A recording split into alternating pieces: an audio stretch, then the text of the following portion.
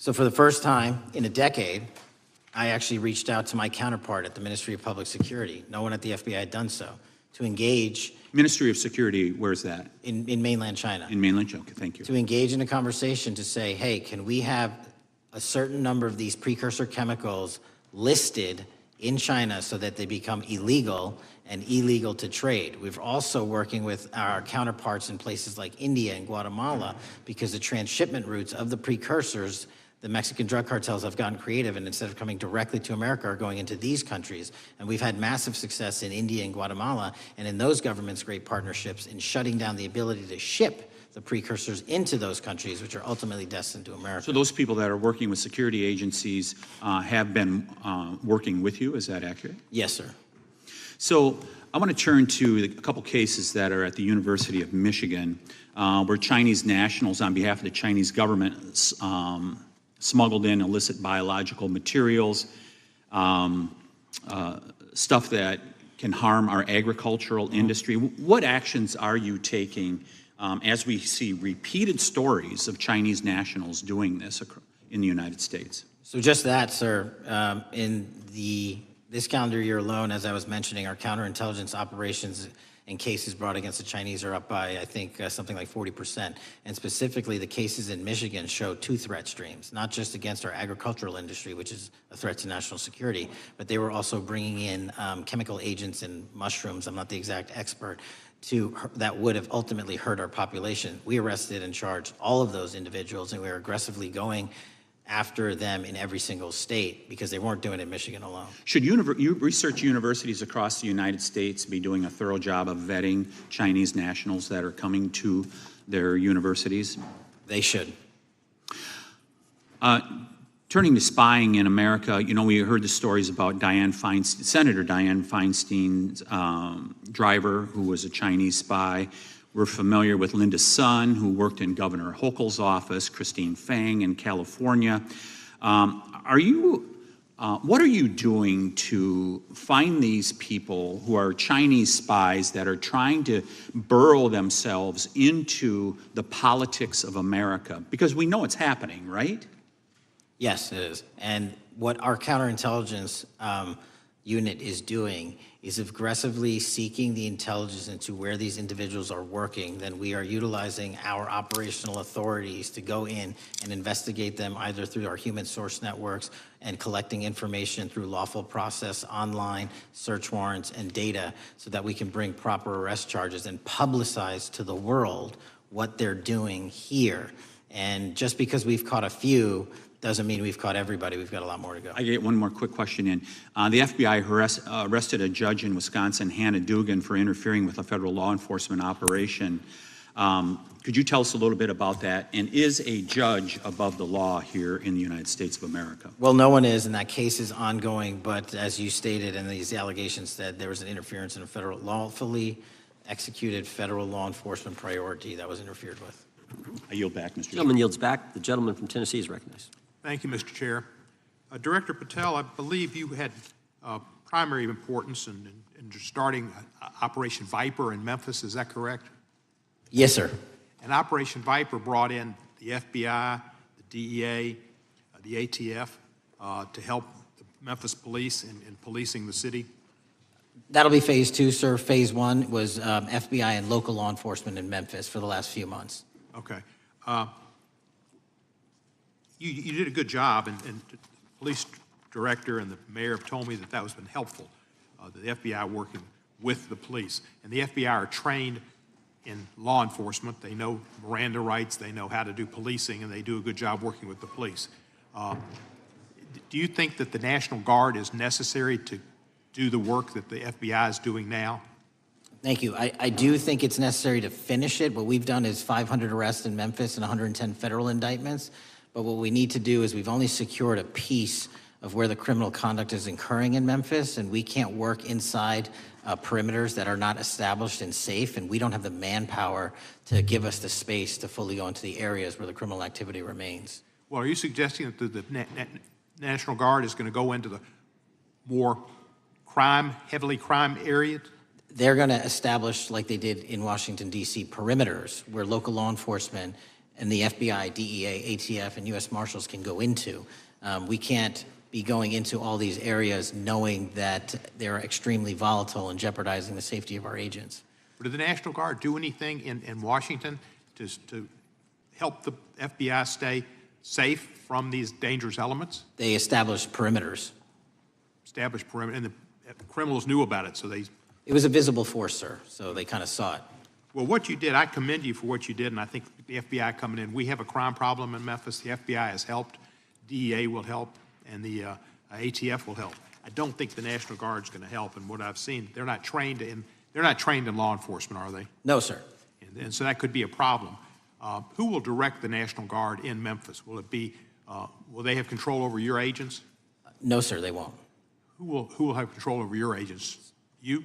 Well, the SAC and then ultimately the chain of command up to Washington, D.C. will control the FBI, but there's a task force that was put together that is going to be led by an interagency. The heads of U.S. Marshals, DEA, and FBI will be working together with DHS collectively on this. Have you visited Memphis before? Yes, sir, I have. So you know how good a city it is. I love Memphis. A lot of us do. And Memphis is a great city, great history, civil rights museum. Might say something about slavery, but that was the history. It needs to be taught. Blues, Elvis. Beale Street. Beale Street, right, barbecue. And people should come. It's not a troubled city. We've got some crime, but it's not a troubled city. We're not troubled, and we love our city, and we hope that the National Guard doesn't come in and cause people to have questions about Memphis because it's a city they should visit. Let me ask you this about, you said that the homicide rates are coming down to an all-time low? In modern recorded U.S. history, yes, When sir. does modern recorded history start? I think the FBI, and I'll get back to you on this, has stats on that going back about 30 years, sir. Okay, I was thinking back to Ozzie and Harriet, and I didn't think you could beat Ozzie and Harriet's time. Secondly, you mentioned the Epstein case. Did any of the women that were victims, and they came up here and had a press conference and all, did any of them contact your office and ask to give information? To my knowledge, no, sir. If they did, let me ask you first, is there a statute of limitations on sex crimes like that, with sex with a minor, rape? The DOJ is the expert, but I do not believe there's a statute on that, limitations on that. So if there's not a statute of limitations, should you not be interviewing those people who know who raped them and the names and the places and give you that information? That seems like that's a treasure trove of information, and it's a serious, serious, serious number of crimes. Sir, I couldn't agree with you more. We've been very public about asking individuals to come forward with new information, and we would run out every single lead on that. Well, I'm sure the women will come forward, especially today, to be sure that they will get an opportunity, because that seems like something we ought to do.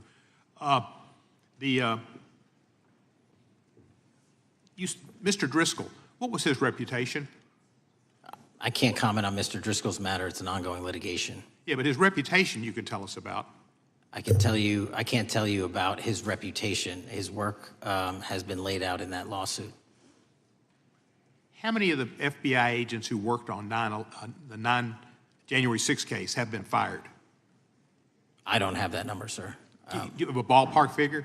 No, but I can tell you that individuals based on case assignments in the FBI that I have led have not been terminated for case assignments. Thank you, sir. Come back to Memphis, and you work with Kevin Kane in our Tourism Bureau. He's great. Thank you. And thank you for your work in Memphis. Gentleman, yields back. Mr. Chairman, I have a unanimous consent request. Gentleman's recognized. So I've got 4 documents I'd like to introduce into the record. The first one is Jeffrey Epstein's 6th story played out for years in plain sight. And Acosta is quoted in here saying, "I was told Epstein belonged to intelligence and to leave it alone." The second document is entitled, "What Epstein's Bodyguard Warned About His CIA Connections." The third document is from Fox Digital. It's titled, "Epstein's Private Calendar Reveals Planned Meetings with Obama Admin Official CIA Chief." And the last document is Wall Street Journal article that highlights Ehud Barak's 36 meetings with Jeffrey Epstein. He was the former Prime Minister of Israel and head of military intelligence for Israel. It may have held that title when he met Epstein, and then Yes. Without objection, the gentleman will hold for a second. The gentleman from Maryland is recognized. Thank you, Mr. Chairman. Just one UC request. This is Judge Engelmeyer's decision from August in U.S. versus Epstein, stating the government's 100,000 pages of Epstein files dwarfs the 70-odd pages of Epstein grand jury materials. Without objection, the gentleman from Kentucky is recognized for 5 minutes. Thank you, Mr. Chairman. Director Patel, I watched some of your Senate hearing yesterday when Senator Kennedy asked you, you've seen most of the files, who, if anyone, did Epstein traffic these women to besides himself? You replied, according to the transcript, there is no credible information that he trafficked them to anyone else. You also said somewhere in the hearing and here today that the problem is that the case files are constrained by limited search warrants from 2006 to 2007 and that the non-prosecution agreement hamstrung future investigations. Those constraints only apply to Southern District of Florida. They do not apply to Southern District of New York, the location of the 2019 sex trafficking indictment, which produced many things, including a series of FD 302 documents. According to victims who cooperated with the FBI in that investigation, these documents in FBI possession, your possession, detail at least 20 men, including Mr. Jess Staley, CEO of Barclays Bank, who Jeffrey Epstein trafficked victims to, victims including minors, such as Virginia Roberts Giuffre, may she rest in peace. That list also includes at least 19 other individuals, one Hollywood producer worth a few $100 million, one royal prince, one high-profile individual in the music industry, one very prominent banker, one high-profile government official, one high-profile former politician, one owner of a car company in Italy, one rock star, one magician, at least 6 billionaires, including a billionaire from Canada. We know these people exist in the FBI files, the files that you control. I don't know exactly who they are, but the FBI does. Have you launched any investigations into any of these people, and have you seen these 302 documents? Sir, I have asked my FBI agents to review the entirety of the Epstein files and bring forth any credible information. And we're working with Congress not only to divulge that information and produce it to you, but any investigations that arise from any credible investigation will be brought. There have been no new materials brought to me launching a new indictment. So is the loophole here, or is it your assertion that these victims aren't credible, that the 302s maybe didn't produce credible statements that rise to a probable cause? It's not my assertion, sir. It's the assertion of two different United States attorneys' offices from 3 separate administrations who investigated those same materials in lifetime. Are the 302 documents in the FBI's possession? They reviewed all that, yes, sir. And so have you reviewed those 302 documents where the victims name the people who victimized them? If I personally know, but the FBI has. So how can you sit here and in front of the Senate and say there are no names? I said I named one today. I said we are not in the practice at the Department of Justice FBI of releasing victims' names. That is not what we do. We are also not in the habit of releasing incredible information. That's not what we do. But multiple authorities have looked at the entirety of what we have. Okay, I got to move on here. Were you present when the AG had the White House event when she released the binders to the social media influencers? I was, yes. So if you're willing to meet with social media influencers who stood to benefit from the sensational and sad stories of these victims, will you meet with the victims as well? The FBI will meet with anyone who has new information. Will you personally meet with them? The FBI and the professionals who are handling the cases will. Were you instructed that it was important to release the documents to the Oversight Committee on the day of my introduction of the discharge petition to release these files? I don't know what day that was, so no. Well, they were released that day, and there were victims' names who weren't redacted because they were in such a rush, and the victims are not happy about that. Have you investigated any of the CIA connections? Have you seen the CIA file on Jeffrey Epstein? And if you wanted to see it, would they show it to you? Well, I can speak for the FBI, and that's presuming there's a CIA case file. And I've reviewed everything that the interagency, not I, the FBI, that was provided to us. Would would you be willing to look at the CIA file on Jeffrey Epstein? If there is such a file, and if it has not already been turned over to the FBI will look at any new investigative leads. Have you made any progress on the pipe bomb investigation January 6th? And have you made any progress on the motive of the Las Vegas shooter? As to the first, it's an ongoing investigation, and we have made progress. As to the second, sir, I'll have to get back to you. All right, thank you. I yield back. Mr. Chairman, I have a unanimous Gentleman consent yields back. request. Unanimous consent request from the gentleman from New York. I ask unanimous consent to introduce an unsigned memorandum from July 7, 2025 that says we did not uncover evidence that could predicate an investigation against uncharged third parties with the insignia of the Department of Justice and the FBI. Without objection. Mr. Chairman, I have a Gentleman from Georgia. unanimous consent request. It's an article entitled DOJ Deletes Study Showing Domestic Terrorists Are Most Often Right-Wing. Without objection. Thank you. Gentleman from Georgia is recognized for 5 minutes. Thank you, Mr. Chairman. Director Patel, thank you for being here today. I want to first talk about the significant role that the FBI plays in combating the national security threats posed by our nation's greatest threat, our nation's greatest security threat, China and the Chinese Communist Party. It's a fact that China is America's most significant national security threat, isn't that correct? I would say so, sir. And you would agree with me that China wants to dominate the United States of America, I think that's largely their plan. and they want to dominate the world, both militarily and economically. Isn't that correct? I think so. And sir, you've been FBI director for the last 8 months, 7 months, yes. 7 months, and during that time, have you held any stock in any companies founded in China? I don't believe so. Well, you do own stock in a company known as Elite Depot, don't you? Which one, sorry? Elite Depot. You own stock. I think that's, I'll have to get back to you. I think it's a law firm, and it's a company out of Singapore. Okay, well, no, the company out of Singapore, which is owned by Elite Depot, is the Shein Company, which was founded in China, correct? That company operates out of Taiwan. Well, they changed their headquarters from China back in 2022 to Singapore for tax purposes, but it's owned by a Chinese billionaire.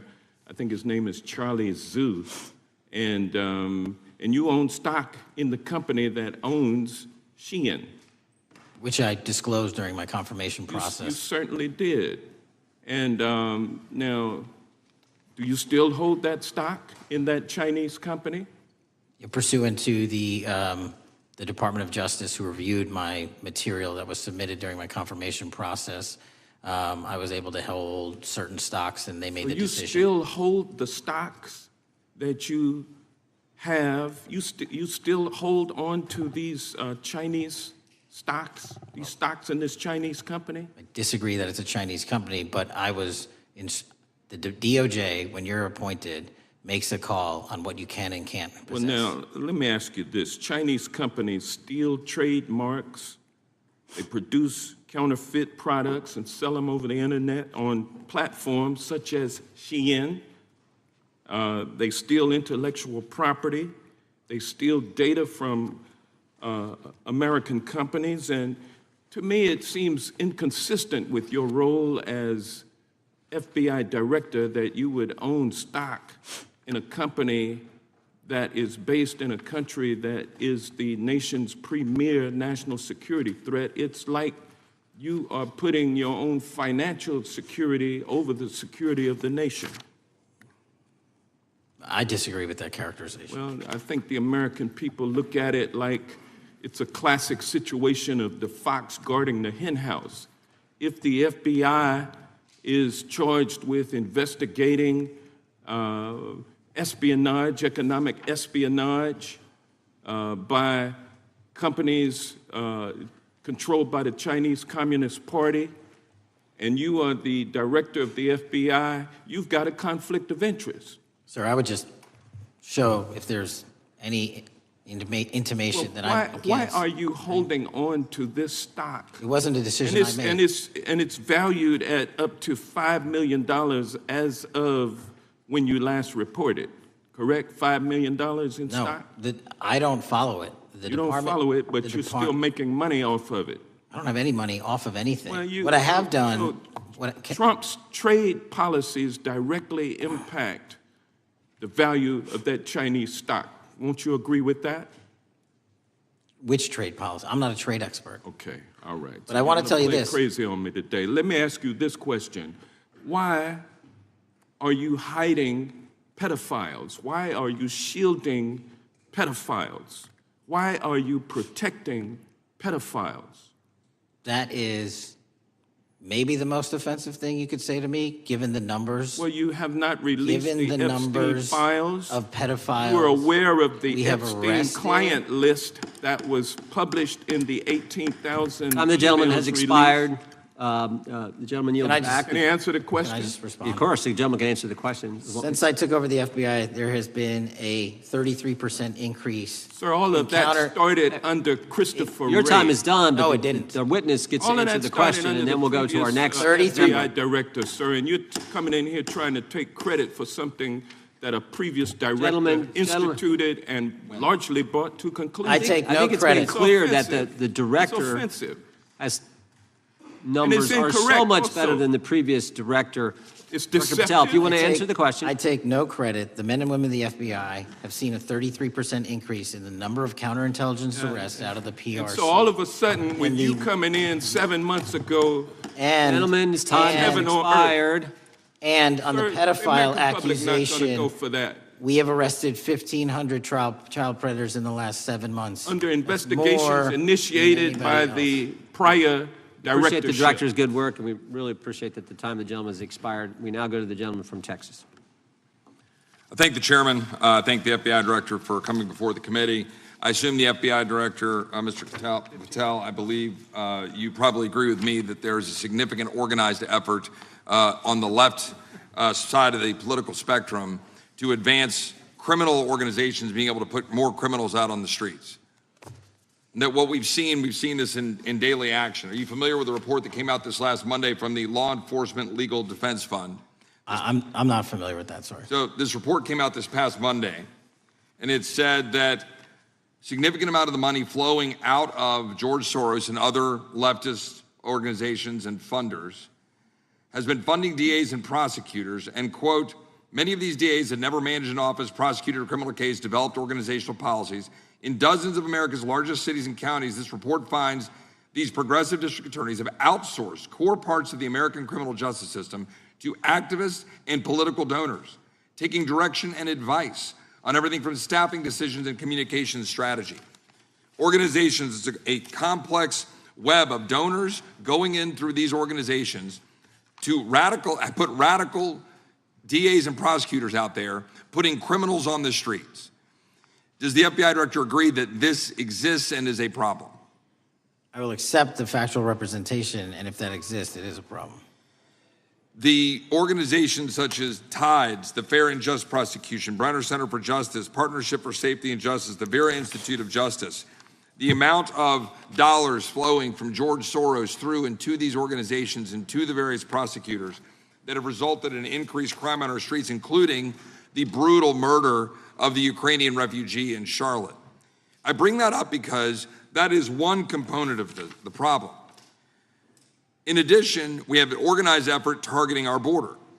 The NGOs, the nonprofits and the deep pockets, the United Nations, charitable organizations, and a long list of over 250 organizations that the Center for Immigration Studies put out that lays out a complex web of organizations that were moving people into our country, knowing that they're dangerous, knowing that they're criminal, associated with taxpayer dollars flowing through the United Nations and donor dollars flowing through organizations, including ostensibly religious ones, putting these dangerous individuals on the street that resulted in fentanyl in our communities, that resulted in the death of Jocelyn Nungare, of hundreds, thousands even, as the director testified, 100,000 people dying from these narcotics every year.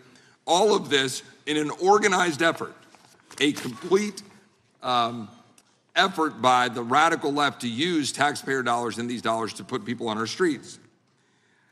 In addition, the extent to which we've seen now with the Southern Poverty Law Center and their hate map targeting, for example, the Family Research Council, where we had a shooting right here in DC over a decade ago, putting Charlie Kirk, putting a target on TPUSA, Antifa, other radical organizations that are very specifically organized in targeting conservatives and ordinary Americans. Well, how about the organized effort to infiltrate our schools and advance a transgender agenda and advance a radical agenda, perhaps one that we will see exposed further in the individual that actually shot Charlie Kirk. So here's my question. Will you as the director, and are you as the director, pursuing all legal channels to follow the truth wherever it may lead on this organized effort, one? And two, do you agree that Congress should take all action necessary to expose this web of dollars that are flowing to undermine our way of life? I got another minute in my time that I'd like to hear from you on this topic broadly. I'll keep it short. Investigatively speaking, we are doing the following. We are following the money. We are following the money in every organization and every person that is violating the federal code. And it doesn't matter what your background or ideology is, we are following the money. We are using legal process to following that money, issuing subpoenas to follow that money, using grand juries to follow that money. And when we have results to recommend for prosecution to the Department of Justice, we will do that. And we will continue to publicize documents through Congress, yes, when we make these findings. Mr. Chairman, I'd like unanimous consent to insert the record outsourcing justice by the Law Enforcement Legal Defense Fund that I alluded to before. I would ask unanimous consent to add a 2024 list provided by the Center for Immigration Studies on these United Nations and other affiliated groups that are responsible, over 250 of them, for moving individuals into our country in a coordinated effort. I would like a unanimous consent to insert a letter that I sent that currently has 33 members of the United States House of Representatives have signed on it, calling for a special select committee to pursue the organized effort from the radical left to target our way of life and undermine our security by putting criminals on the street and having our borders being wide open and putting us in danger. Without objection. With that, I would yield back. Without objection. Gentleman yields back. Mr. Chairman, I have a couple of unanimous Gentleman's requests. recognized. One is a letter from Senator Tom Cotton, dated last year, urging the U.S. to, quote, ensure that data from U.S. companies is not harvested by the Chinese Communist Party through the purchase of Xi'an software and technology. Without objection. And also a statement by Marco Rubio, then Senator Marco Rubio, which warned our UK allies about, quote, Xi'an's deep ties to the People's Republic of China. Without objection. Also, crime is the record crime is down in 2025. Trump doesn't deserve credit, which demonstrates that the crime rates have been decreasing since 2023, which was published by the Vera Institute.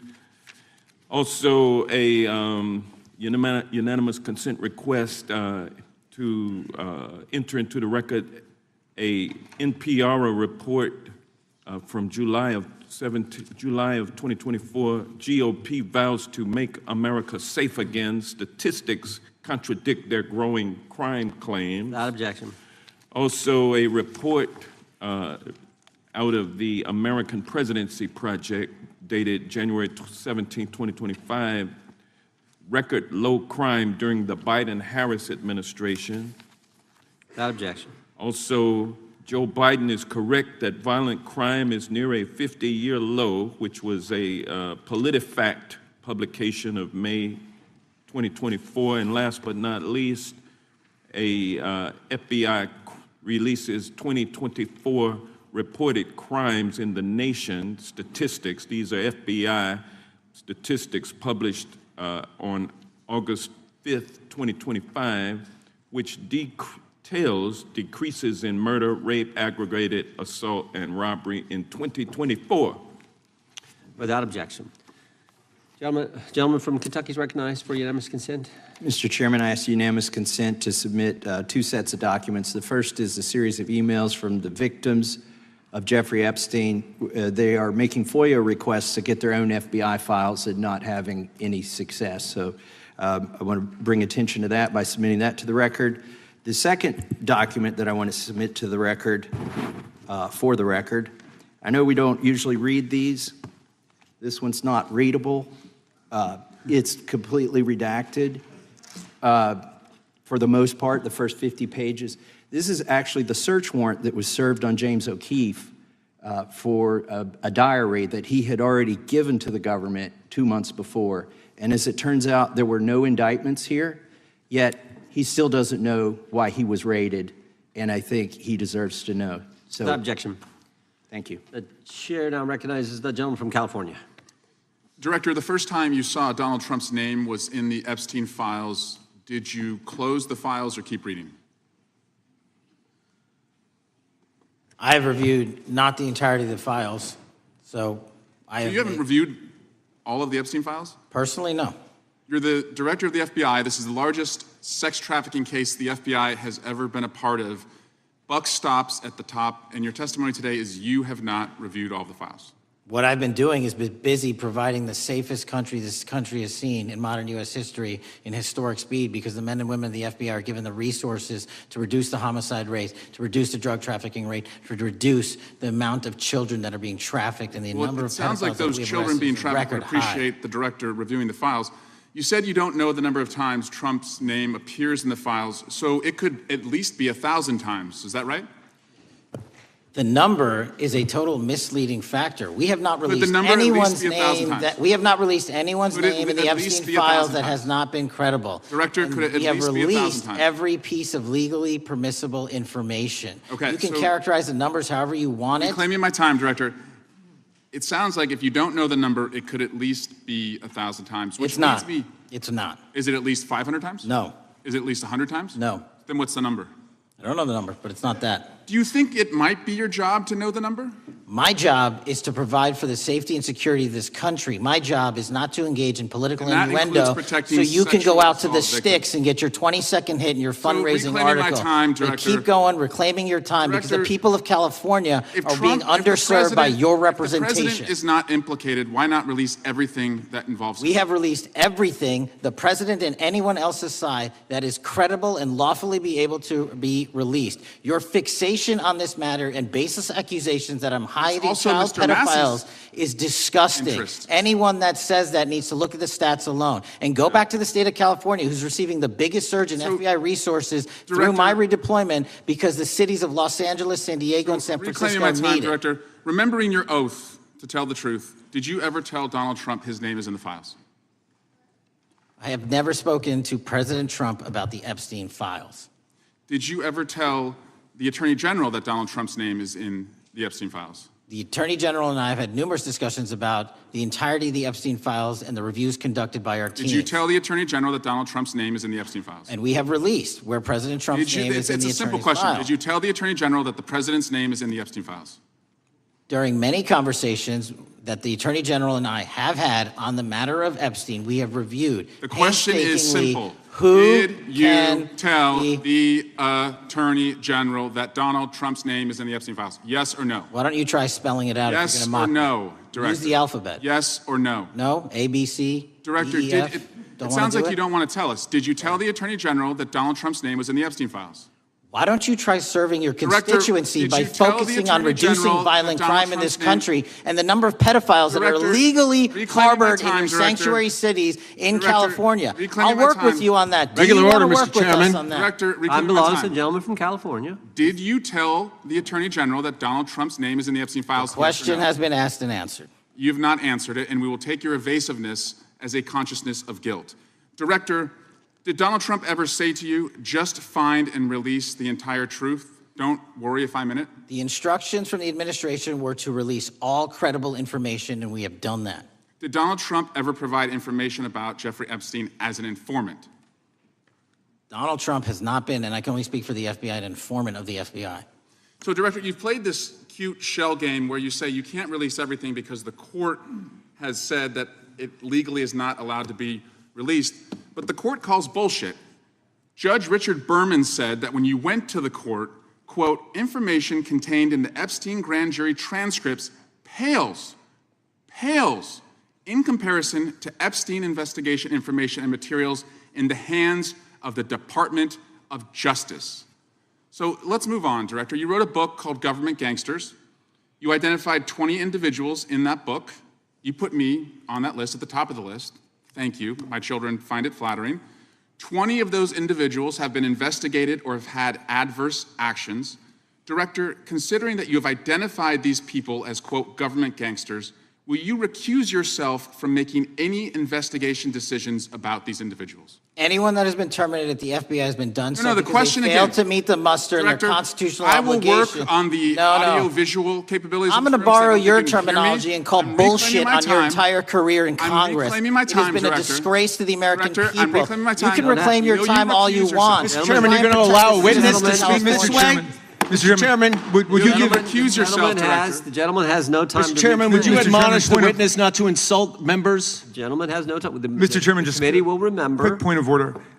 Could the gentleman be extended an additional 20 seconds to complete his thoughts, since the witness decided to interrupt him And continuously? then the witness will be able to respond if he wants. We'll make sure he Thank has you. time to do that. My question Gentleman, is, continue. will you, Director, recuse yourself, yes or no, from investigating or making decisions about the 60 individuals, including myself, that you identified as government gangsters? Yes or no? Time of the gentleman has expired. The witness may respond if he would like. And the answer was no, as I heard. Correct. Okay. The gentleman from Wisconsin, the gentleman yields back. The gentleman from Wisconsin is recognized for 5 minutes. Thank you, Chairman. Thank you, Director Patel, for being here today. I wanted to talk a little bit about the assassination of Charlie Kirk and the FBI's subsequent investigation. I know it's really sensitive, and you can make the call as to whether or not, obviously, it's something that you can respond to, but I think it's still fresh on many people's minds. I want to congratulate you and Utah law enforcement for the work you did in identifying the suspect and apprehending him. According to public reports, and I think this is what maybe it's, I still have questions about, and maybe the public does. According to public reports, the alleged shooter arrives on the Utah Valley University campus nearly 4 hours before the shooting. Was that your understanding? Is that kind of...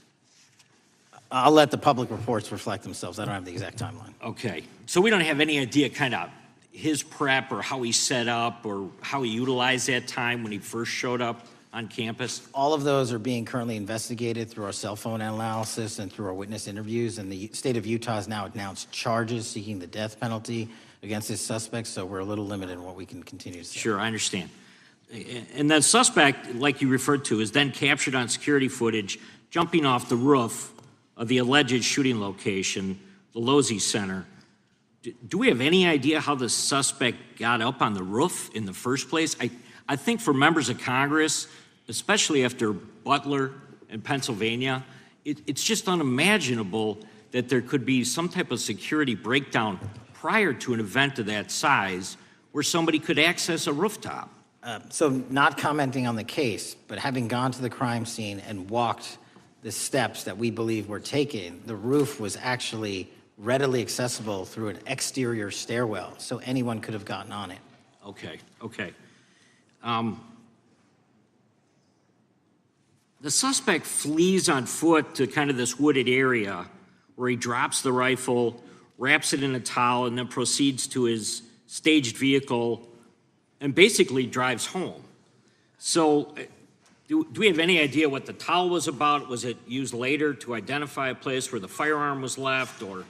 What we can tell you is the towel, there was a screwdriver found on the rooftop, which DNA was collected off of, and the towel was found wrapped around the firearm in question in a wooded area next to the campus. All have been processed for DNA. And then, according to the suspect's roommate, there were allegedly messages on instant messaging platforms, specifically Discord, suggesting the towel may have been used to identify that weapon's location. So the public reports have suggested that the shooter acted alone. Do we still believe that that's true? Do we have any idea as to whether or not those Discord messages led us to believe that the shooter may have had help in any way or assistance? I can only speak to the FBI's investigation, and our investigation is ongoing, and we are interviewing any of those individuals involved in that chat and other individuals in the area. Very good. And so my suggestion, if there are accomplices, I'm sure this is something that the FBI is going to continue to investigate fully and thoroughly into the future. Yes, sir. The reason I ask that is because I don't know that that was necessarily the case with Butler, Pennsylvania. So thank you so much for your persistence kind of in this matter. There's still a lot of public questions that need to be asked.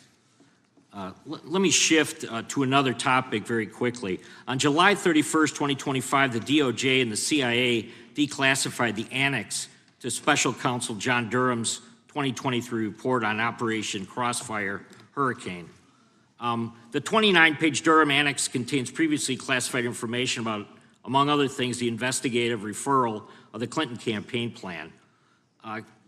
Why would somebody place documents in a burn bag related to this case? That case is very much ongoing, so I can't comment on the stylization of the evidence we're collecting. Can you comment at all on the Durham Annex as I described it? The Durham Annex, which has been publicly released thanks to the FBI's commitment to transparency, is one of the documents that's being utilized. And in general terms, speaking for burn bags, sir, a burn bag is what you use to put classified documents into generally, because that is literally how you destroy them. So it appears that efforts were made by the Clinton campaign to reach out to the FBI agents or the Clinton sympathizers in the intelligence community in order to lead more credibility to the Clinton campaign plan. Do you think that's an accurate characterization? Again, I'm not going to characterize that material because it's part of an ongoing investigation. Thanks for being here today. I yield back. Gentleman yields back. Gentleman from California is recognized. Thank you, Director Patel, for being here today. The FBI searched Jeffrey Epstein's Manhattan residence, correct? I believe that happened in 2018. I think there was 2 locations, sir. It's 2019, and in that residence, the FBI found a safe, correct? I don't have the catalog of evidence in front of me. In that residence, the FBI found a safe, correct? I'll accept your representation. Okay. And in that safe, the FBI found topless and lewd photographs of girls, correct? Again, sir, I'll accept your representation. I don't know. Thank you. It was all over the media at the time. There's a New York Times article that says Jeffrey Epstein is indicted on sex charges as discovery of nude photos is disclosed, dated July 8th, 2019. And the Times reports a trove of lewd photographs of girls was discovered in a safe inside financier Jeffrey Epstein's Manhattan mansion. Author Michael Wolff has conducted numerous interviews of Jeffrey Epstein. I'm going to play for you a video clip of what Michael Wolff said Epstein told him was in the safe and what he showed the author was in this safe. So let's please play that clip now. Elected. And I was sitting talking to Epstein, and he said, "Wait a minute, I got to show you something." And then he went into his safe, and he came out with photographs. They were Polaroids, I think, and he kind of spread them out like playing cards, and it was Trump.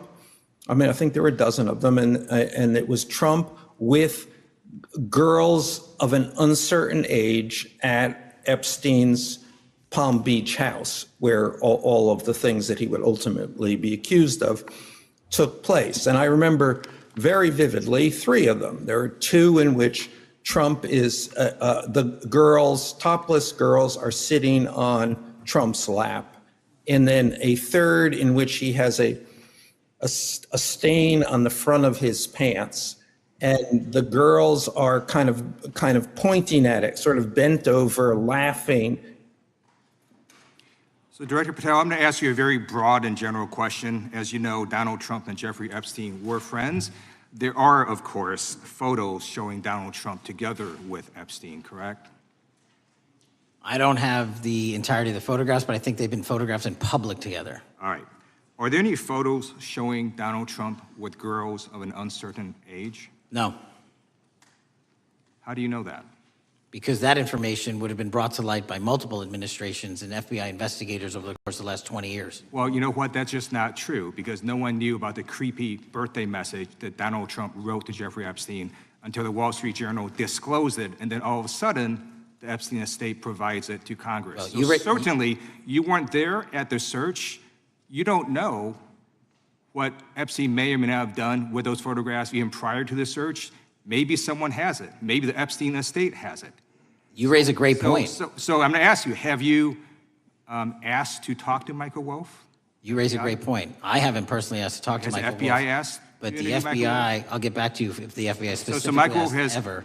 about 100 hours of testimony of Jeffrey Epstein. Wouldn't it be good for the FBI to interview Michael Wolff? I'm not saying they haven't, I just don't know. Has FBI subpoenaed the tapes that Michael Wolff has conducted of Jeffrey Epstein? I don't know. All right, so if you could provide us an answer, that would be terrific. Well, let me ask you this question then. Have you looked at all the photos in Epstein Files? I have looked at all the information that the investigators who investigated this case have provided to run out credible leads. And in the Epstein Files, was there that creepy birthday message that Donald Trump had written to Epstein? No, that's what I was trying to tell you. You raise a great point. The estate of Jeffrey Epstein has a voluminous amount of information that they have not released before.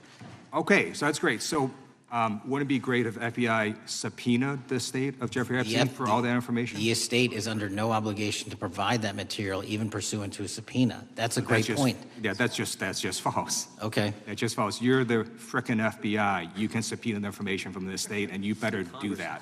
I'd like to move literally on. not how it works. I'm going to move on now and talk about Epstein's client list.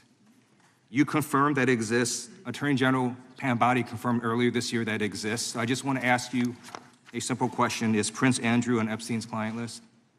The material related to Prince Andrew has been made public. Is Prince Andrew on the client list? We have released the index of names All right, that were in Jeffrey Epstein's. Is Donald Trump on Epstein's client list?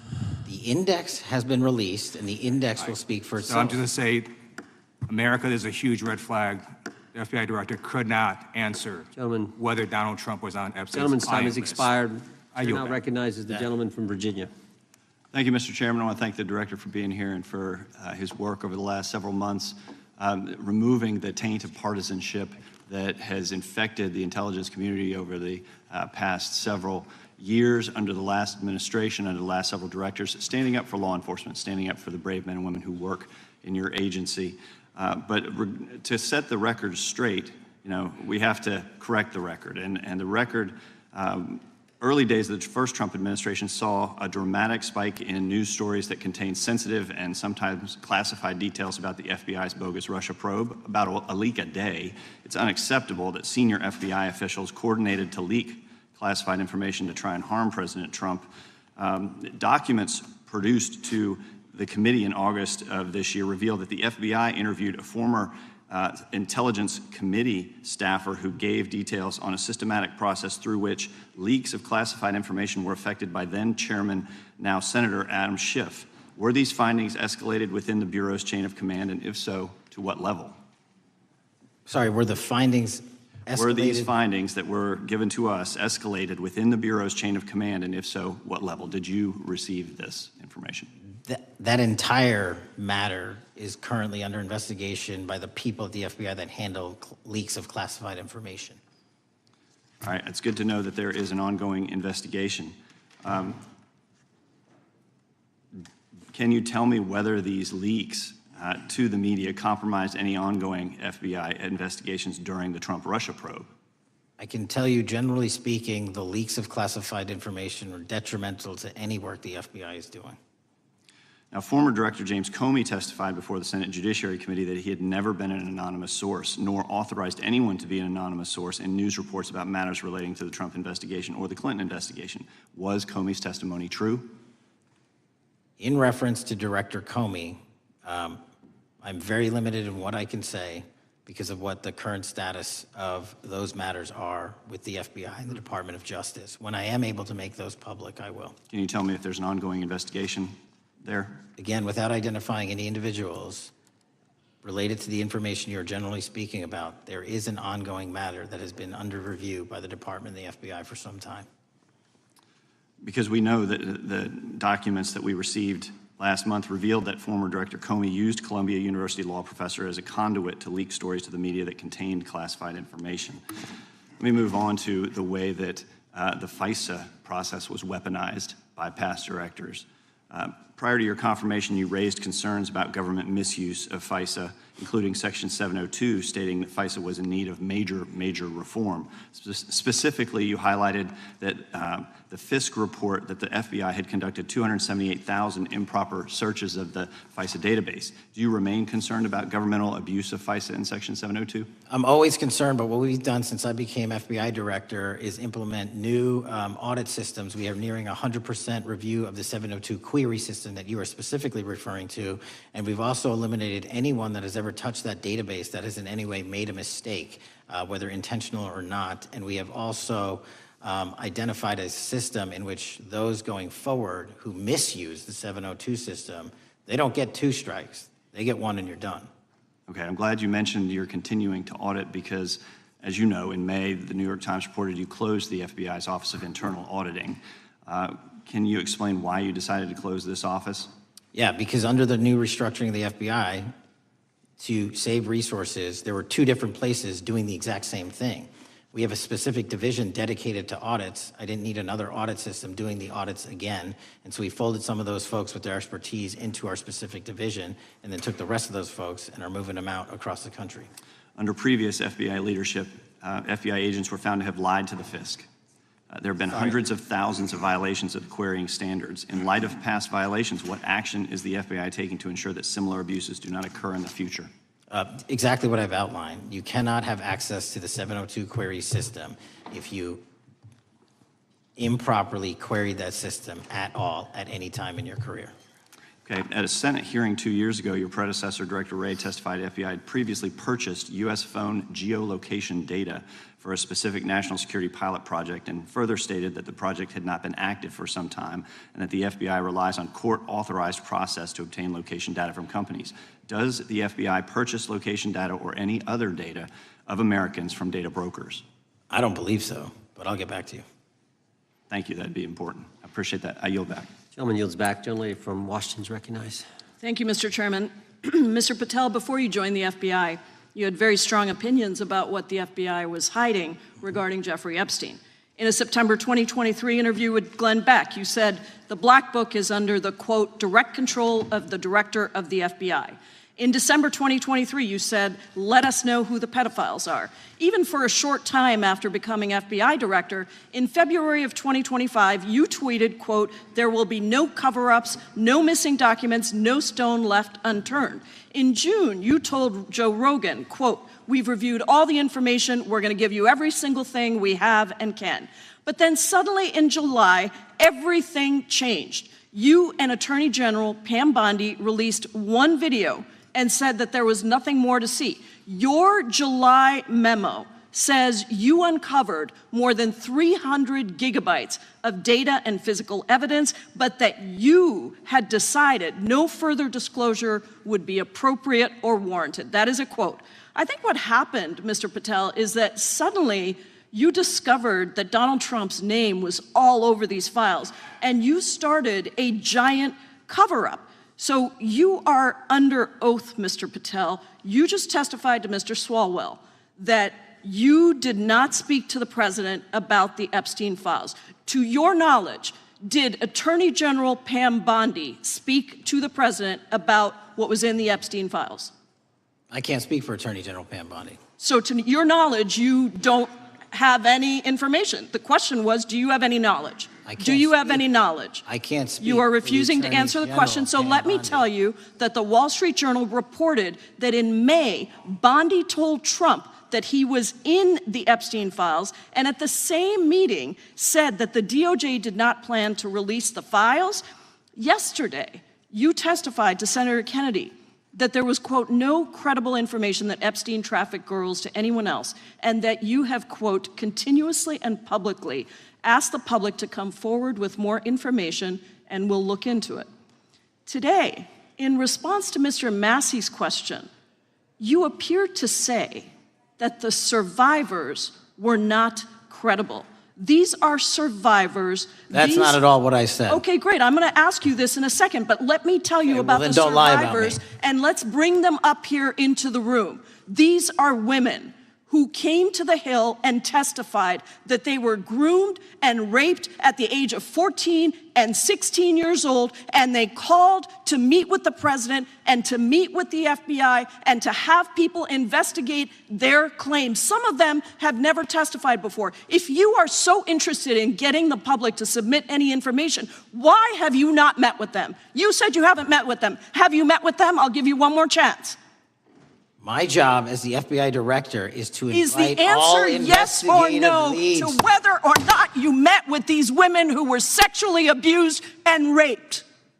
Any insinuation by you or any What people is on the your an- side that I am not manhunting child predators and sex traffickers, just look at the Mr. stats. Patel, And you talk Mr. about Chairman, cover-ups, man. Mr. Chairman, you this talk is about my time, cover-ups. and I will take as much time as I Where were want. you during the Instruct Obama and witness, Biden Mr. administrations Chairman. when these so-called Instruct the cover-ups were witness. going on? Mr. Why didn't Chairman. anyone in those administrations talk to any of these Mr. purported Chairman. witnesses? Let's I get have some regular order, Mr. every Chairman. single person to provide credible information. Time belongs to the gentlelady from Washington. And I'm but gonna when you- take when another you couple accuse of the minutes. witness of something, he's allowed to respond. That's how it works. You say Listen, something, he didn't you say even, something, excuse me, he's allowed to Mr. Chairman, you respond. have Point always of order. been fair, but this And is I'm not being fair. fair, and you will get No, your- this you will is get your my time. time, and he You will give the said gentlelady that the a few witnesses additional were not credible. seconds of time. I'm going to get an additional minute of time because No, that's you'll how get much what, time you he won't get a took. minute. You'll get some seconds. What we think is under 5 minutes. You don't get to demand how Mr. much time you Patel. get. That's not how it works. Mr. Patel,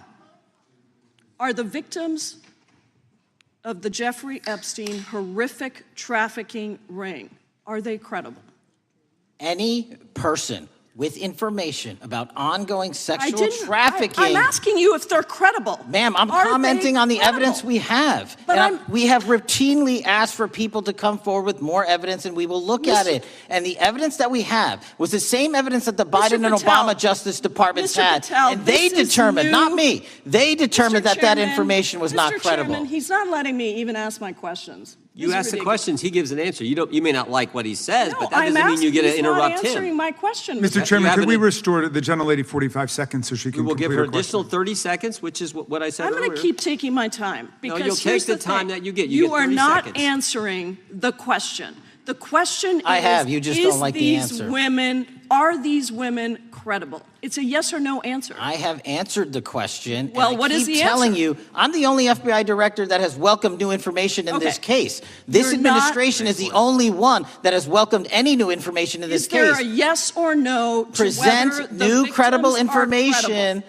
Present new Are information. the victims credible The victims- or not? I'll tell you what happened in the last Trump Are they administration. credible or not? You can't even Victims say. credibly came forward, and you know what happened? President Trump authorized the indictments of President Jeffrey Trump Epstein, called not them a Biden, hoax. not Obama, President Trump no one called else. the entire thing a Democratic hoax. So I would like to ask The you gentlelady's if time has you expired. will I gave her meet- the additional if 45 you- seconds she if you requested. will The meet- gentlelady yields back. The gentleman from Mr. New Chairman, Jersey is I would like recognized to for his ask if 5 you would minutes.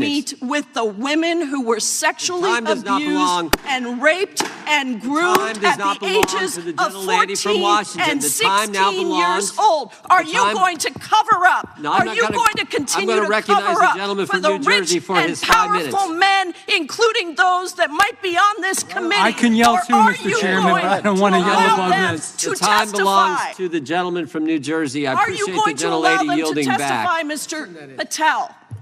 Go ahead. Will Mr. you D'Angelo. allow them to testify to you, Mr. Patel, Mr. Patel, thank you for being here. I know it's been an interesting and difficult 2 days. And I wasn't going to talk about the Epstein thing because there's a lot of other issues that affect the FBI, but I have to say a few words. I've sat here, I've listened to this, I've watched it, and you know, my Democratic colleagues are so concerned now, Mr. Patel, all of a sudden. Where were they last year? Where were they the year before? Where were they the year before that? Where was the last president in any of this? Well, all I know, the only thing I see is a single letter from the ranking member that was sent in 2019 that he didn't like the plea deal, and some people signed on to that. Most of the truth, the real truth, Let's be honest. Let's be intellectually honest. The real truth is we didn't hear from them at all. Anybody of them. Hardly any of them ever mentioned it. Some of them didn't mention it at all until the beginning of this year. Earlier in the year it started. Not one Democrat asked Director Wray. We all remember Director Wray was here. Not once, not twice, multiple times. Nobody asked Director Wray about Epstein before this committee. Nobody was that concerned. Where was the concern for the victims then? Where was the moral righteousness then? Where was the outrage then? Where was the sense of duty then? Where was the desire for accountability then? Where was the urgency for justice then? Most of all, where the hell was the integrity then? You know what the truth is. Let's just say it, man. Tell the truth time. The truth is, it's politically useful for them to try to do this now, even though they didn't give a damn about it in the past. And you know what? That's an insult to the victims, and that's an insult to America. Continue to do the work you're doing. Continue to uncover what needs to be uncovered. One real quick thing before I say anything to 9/11. We know that was mishandled by the past director and by the past FBIs. There are family members here. There are family members who are concerned.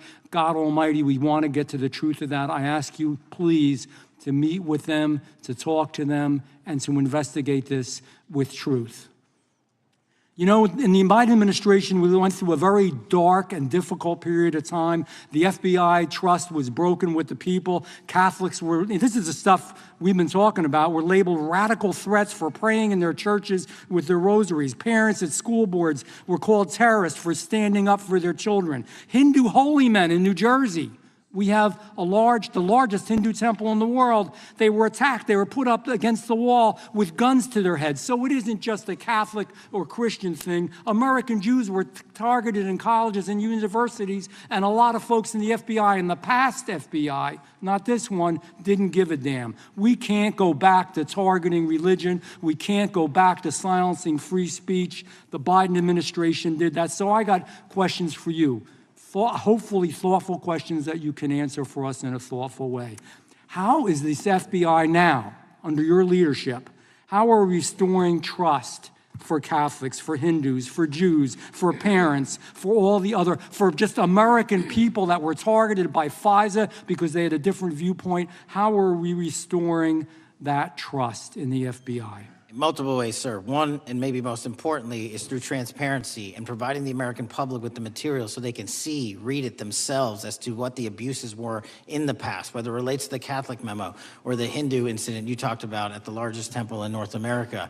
Any institution of faith and any member of faith will not be investigated by this FBI because they are men and women of faith ever, period. And nor should they. Nor should they. I don't mean to interrupt you, but my God, of all the amendments to the freedom of speech, freedom to believe in what you want to believe in, I know you're standing up for that. Continue. I'm sorry. No, that's it. Sorry. Okay. The Richmond memo was driven by a reliance on sources. The Southern Poverty Law Center, you know, the words sound nice, but the organization's not so nice. And we've seen the Anti-Defamation League distort data that counts as violence. Have you been able to identify and eliminate these kinds of partisan sources? We welcome all sources, but we want objectivity and neutrality and decency in the way we report all this. Have you been able to uncover any information there? How do we make sure our sources are good in the future? We have reviewed the source processes that infiltrate any institutions of faith, and they will no longer be going into institutions of faith. They will be directed towards criminal activity and protecting the homeland, the two most important missions the FBI has, and that's what we're going to continue to do. Good. And I'll say this. There was a lot of bull today, a lot of you know what, and I'm not going to say it because I respect the institution so much going on around here. Continue to do the work of the people. You are here for that reason. The administration is here for that reason. It was weaponized and politicized, the FBI, in the past. I hope to God we never, ever see that again. One of the darkest parts of American history. Thank you, Mr. Patel. I yield back. Mr. Chairman, I have a unanimous consent. Gentleman yields back. The gentleman from New York is recognized for UC. I would like to introduce a CNN article that explains how an alleged top leader of the MS-13 gang was dismissed, his case was dismissed in Brooklyn so that he could be deported back to El Salvador, even though he was charged with murder. Without objection. Mr. Chairman, I have some unanimous consent The lady from requests. Washington is recognized. I ask unanimous consent to enter into the record an article titled "Justice Department Told Trump in May That His Name is Among Many in the Epstein Files." Without objection. I have another one that is a July 2025 article by the New York Times entitled "How a Frantic Scouring of the Epstein Files Consumed the Justice Department," stating that DOJ and FBI employees reviewing the Epstein Files were instructed to flag any mentions of Trump and other celebrities. Without objection.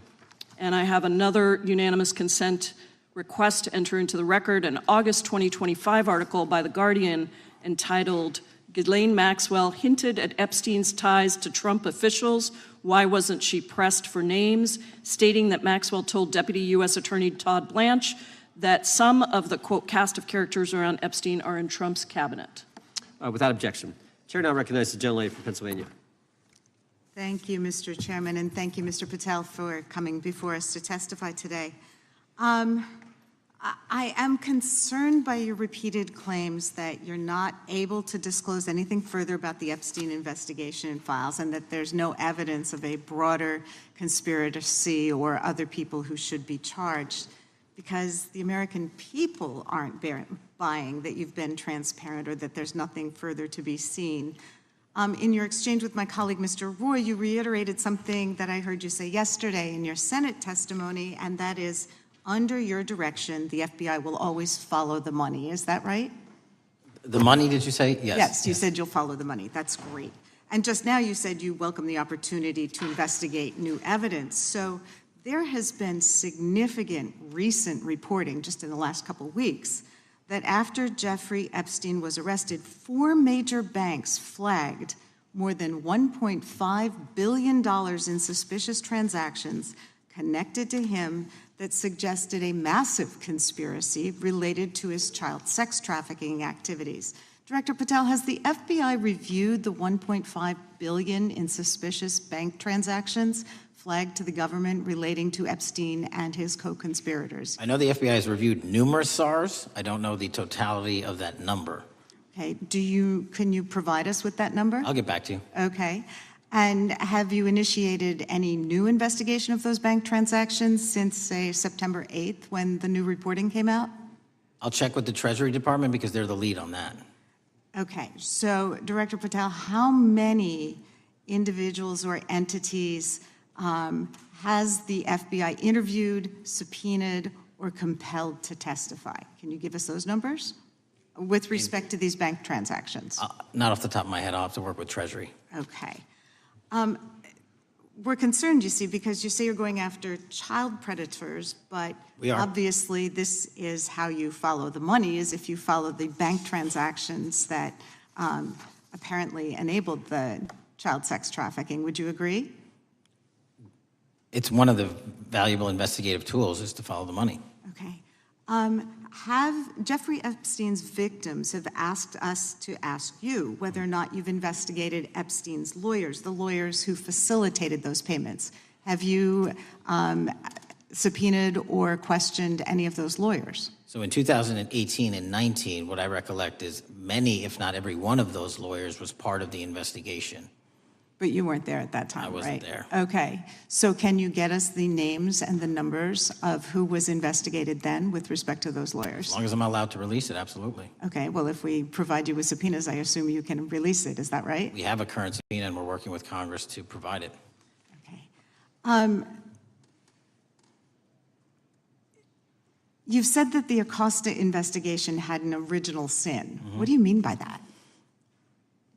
Basically, if you're looking at an actual pedophile ring, what you should not do is limit the time frame in which you're legally able to collect information.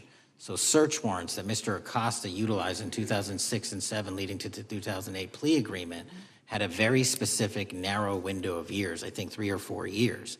And so information pursuant to legal process wasn't collected for 10 years or 15 years or 20 years.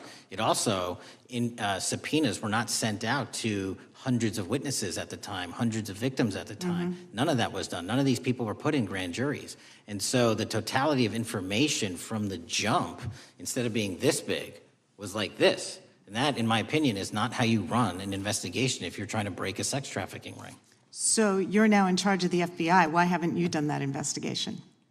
Great question, and here's the answer. Simply because I am not able to go back 20 years and collect information that the courts had decided was already subject to search warrants. They have said, this was the investigation, there's a non-prosecution agreement out of that plea, and when the case was reopened, and this is where it comes into play, when the case was reopened in 2018 and 2019, the search warrants, again, were limited to the conduct of Jeffrey Epstein. Now, whether that's right or wrong, that's a different discussion, but I'm telling you that's the information we I think reviewed. that is a different discussion, and I think the discussion we'd like to have today is why you aren't following the money with respect to the broader conspiracy that it has been reported in the New York Times and elsewhere, and that if you really want to attack the issue, if you wanted to attack the issue, if you wanted to get to the bottom of it, if you wanted to disclose what really was involved in the Epstein Files, the Epstein cover-up,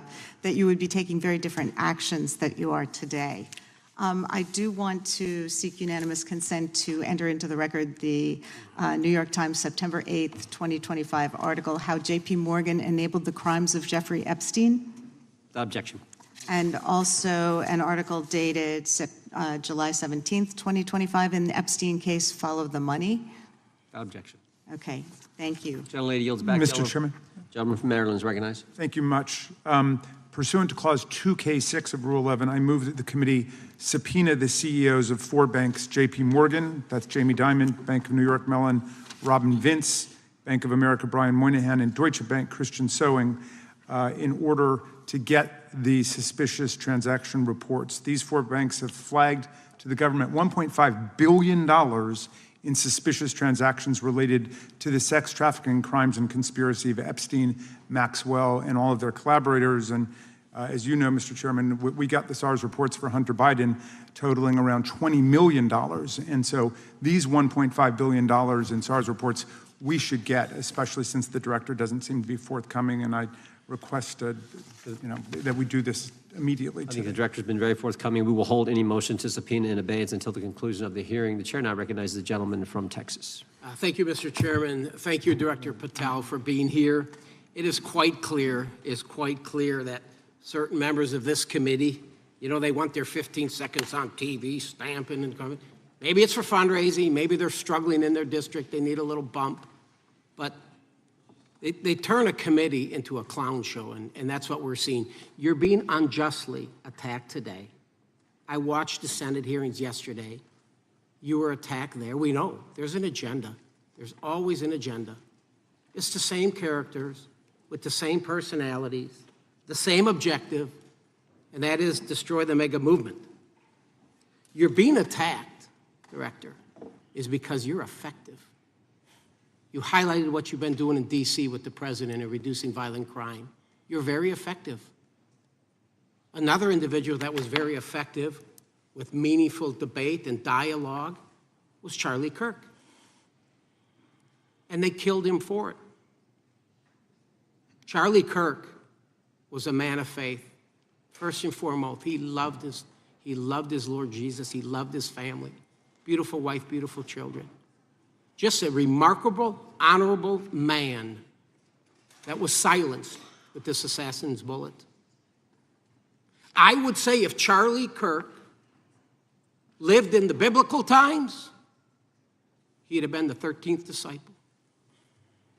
He'd have been the 13th disciple. We have a new committee, if you're not aware, a new select committee regarding January 6th. I'm honored to be on that committee. I'm looking forward to working with other members to expose truth, questioning federal agencies that were involved on January 6th, like the FBI, played a role, but we don't really know, Director, to what extent. We don't know. The January 6th sham committee was not formed by Nancy Pelosi to seek truth. It was nothing about getting to the truth about January 6th. Their sole mission was to damage Donald J. Trump and end his political career. And everybody knows it. That's what the purpose was. You know what's nice, so I kind of get to ask the question, though, how did that work out for you? Donald J. Trump is back in the White House, and America loves him. I spent 30 years in law enforcement, retired sheriff from a large county in the great state of Texas. I've seen, Director, I've seen more enthusiasm and support for law enforcement today because of what you and Donald Trump have done over the last 8 months to protect the American people. The American people couldn't count on their government to protect them. Crime is rampant. And now we have a president and an administration that puts the American people and their safety first. It's interesting, a few minutes ago, a classmate reached out to me and sent me I told him, I said, yes, we got Director Patel in front of our committee today. And Andy Kane wanted me to tell you, he said, quote, tell him we love him. Tell him we love him and all the brave warriors exposing the deep state. Kash, you're a great American, sir. You're a great American. Your work as the director of the FBI is commendable. It's commendable. And I want to thank you, sir. Thank you for your service. Keep up the good fight, brother. Don't let him tear you down. Keep up that good fight. You have it in you. With that, sir, I yield back. Gentleman yield to me.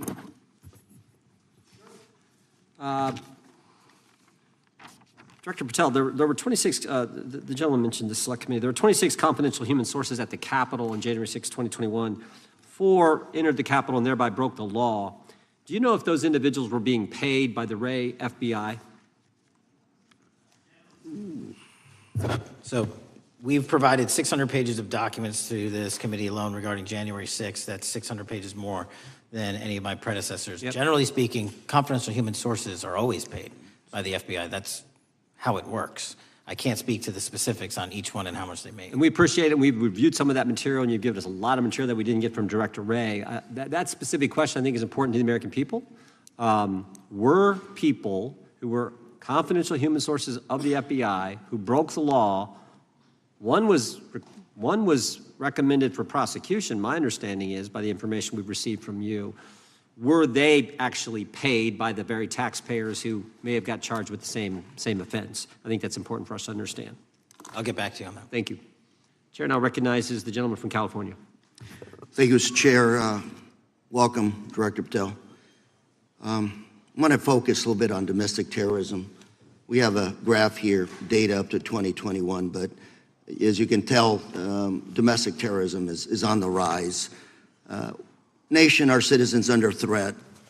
We saw the assassination of Charlie Kirk, 2 assassination attempts on the president, school shooting, Minnesota last month, and closer to home, just a couple of days ago, Huntington Beach, peaceful vigil for Charlie Clark, infiltrated by neo-Nazis who essentially made the local individuals attending that event fear for their safety.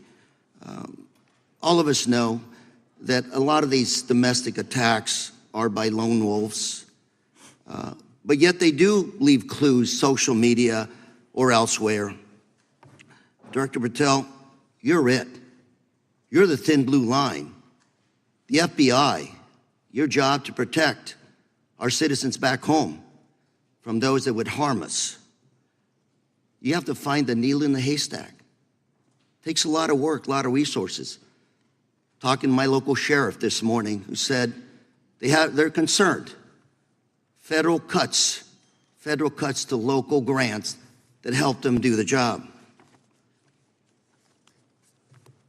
Then, of course, let's not forget about other threats that are coming before us, like high-tech fraud. Local senior recently was talking to me about a text she had gotten, a demand by the IRS to send a payment immediately, or the IRS agents were on their way to arrest this individual. Pretty gutsy stuff by folks probably from Europe, North Korea, Russia, China, people, okay, going after those precious savings our senior citizens rely on. Yet the president's proposing a budget cut of $500 million or more to your organization, the FBI. You've said that that'll essentially equate to about 1,300 less jobs at the FBI. So I'm going to ask you essentially, what is it that we can do to help you do your job? Little concerned. Friday night lights. One of the events I love to do on Friday nights, go to the local high school football game. Sit there at the stadium and you always say, what if? What if? You're the thin blue line. Can you do your job cutting $500 million from your budget? Thank you, sir. I think we are doing our job, and the distinction is with the budget that we have, we are flexing more resources to the field. California is receiving the largest FBI plus-up of any state in the union due to that plus-up. They're not getting a reduction. No state is getting a reduction. Every state is getting a plus-up. And so I'm utilizing the money that we have to first plus it up. And the empty vacancies that we have, those haven't been filled in years, not under my leadership. Here's my concern. You're going to do well. You're doing more with less, is what you're saying. Yet we're about to vote on a budget that has $88 million more to protect members of Congress, the executive branch, and the Supreme Court. There's a contradiction here. Back on Main Street, we're saying you can do more with less, you can protect them with less money, yet here in Washington, we're saying we need more money to protect members of Congress. It's a little contradiction here. Or maybe, sir, you ought to talk to leadership about coming in with your management style to protect the Supreme Court, Congress, and the administration. Otherwise, it's essentially a hypocritical situation. We need more protection, yet folks on Main Street can do with less. My concern is folks on Main Street. We also were, I think we received over $300 million in the big, beautiful bill, and we're also receiving pots of money from our interagency, so this sort of $500 million cut isn't entirely accurate. You're still getting cut $200 million plus. You're still moving your agents to do ICE work, so you are leaving a lot of bases uncovered. And I'm not going to be argumentative with you, Director Patel. I'm just saying, if that thin blue line does not hold, people on Main Street will pay the price. I agree with you, sir. And I just look forward to working with you because I am very concerned that these kinds of budget cuts are short-sighted, especially when my local sheriff calls me and says, we need more support, and we're looking at budget cuts. I'll work with you, sir. Thank you, Mr. Chair. I yield time. Mr. Chairman, I have another unanimous consent request. The gentleman yields back. The gentleman from New York is recognized for unanimous consent. I seek to introduce a December 2024 OIG report from the Department of Justice, which confirms the conclusion of the Bill Barr Justice Department that the so-called whistleblower, a disgruntled former employee of the Intelligence Committee, was not a credible witness and there were no further actions taken.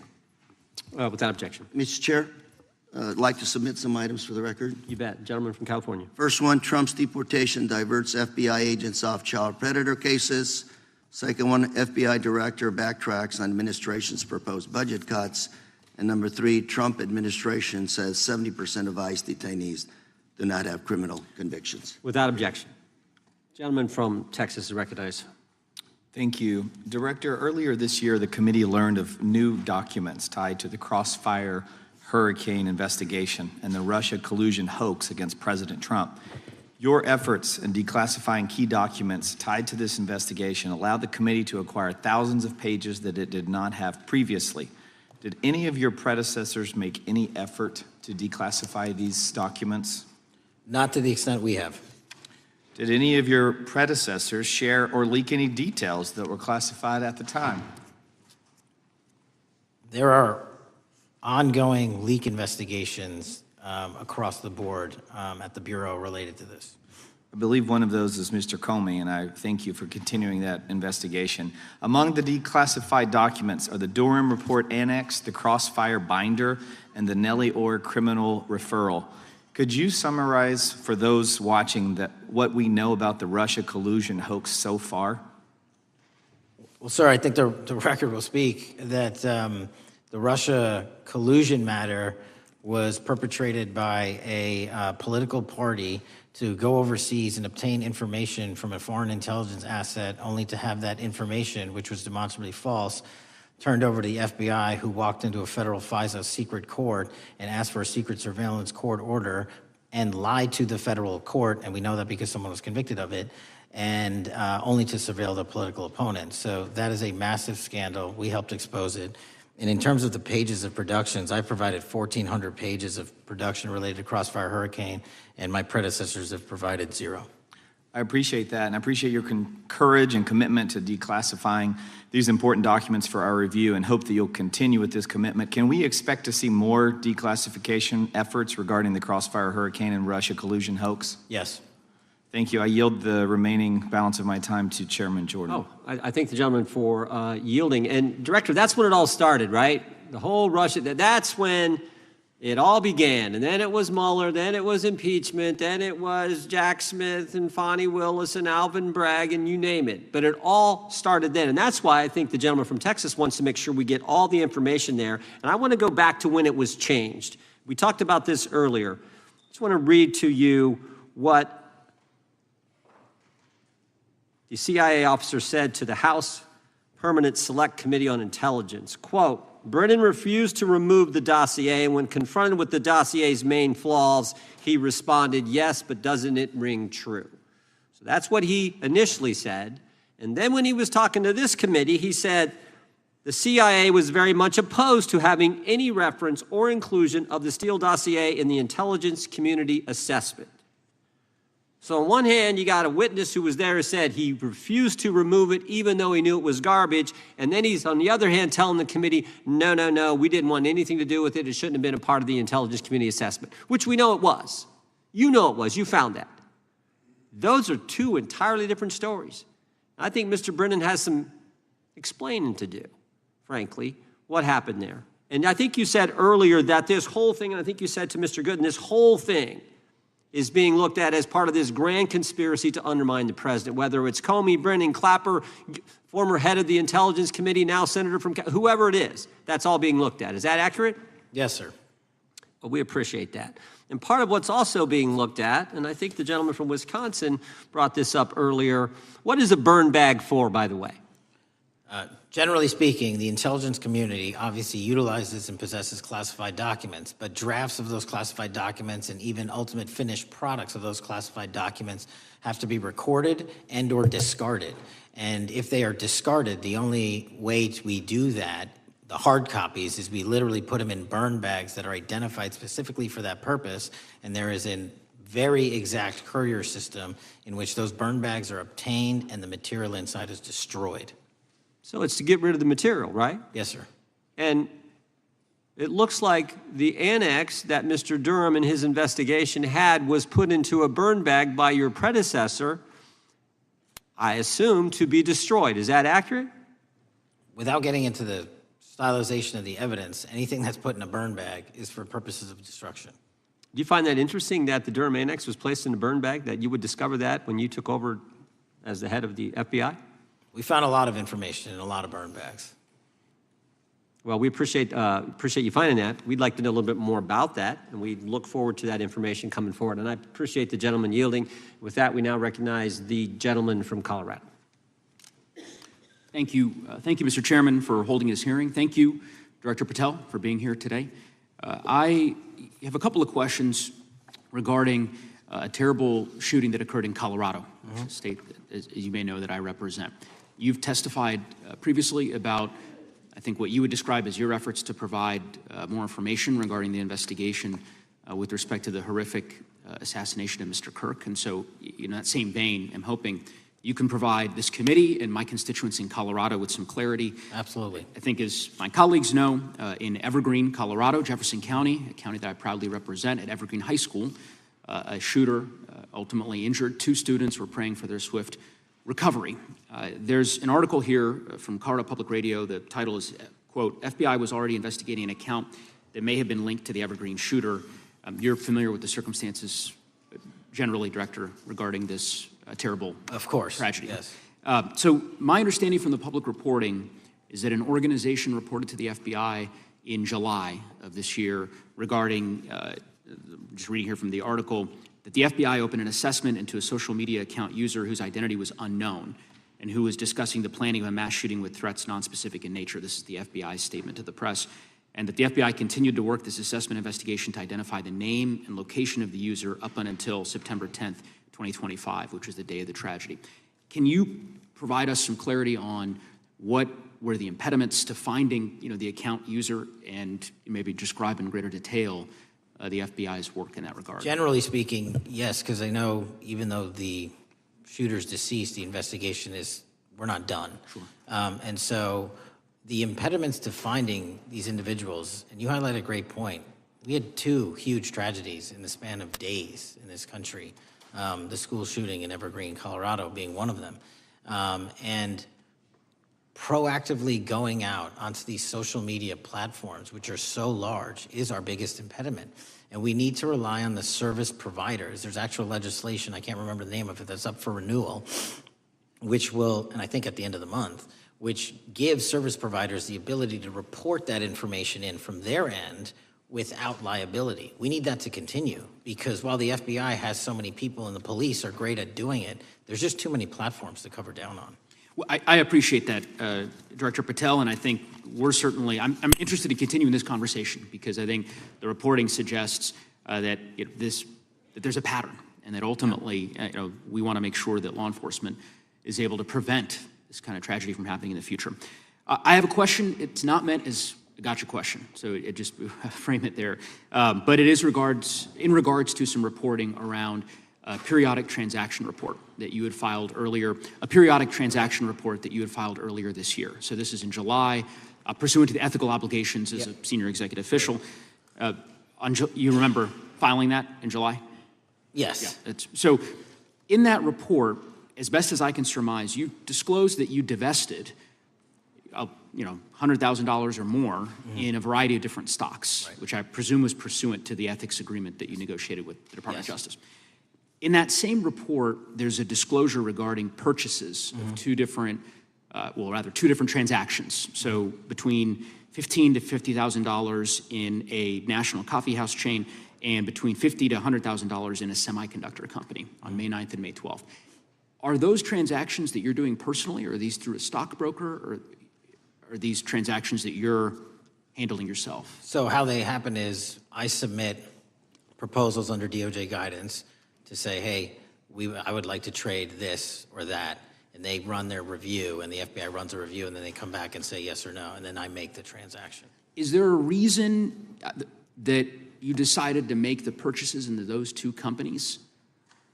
Generally speaking, before I got this job, I was, trading stocks, but not a lot like most people, and I just follow certain industries, and I thought they would be a good investment. So the reason why I ask, right, because you had divested in other companies, and I presume that wasn't because there were actual conflicts. It's just that you wanted to avoid an appearance of impropriety. It was both. Both, but not all of the companies were conflicts. Whatever they make divested from. I don't make the call, they make the call. Sure. Yeah. I guess my point would be, the reason why I ask is, why I said it's not a gotcha question, I have for years led an effort here in Congress to try to ban members of Congress, senior executive officials, from trading stocks. And it's bipartisan in nature. We're working really hard to get that done, Republicans and Democrats.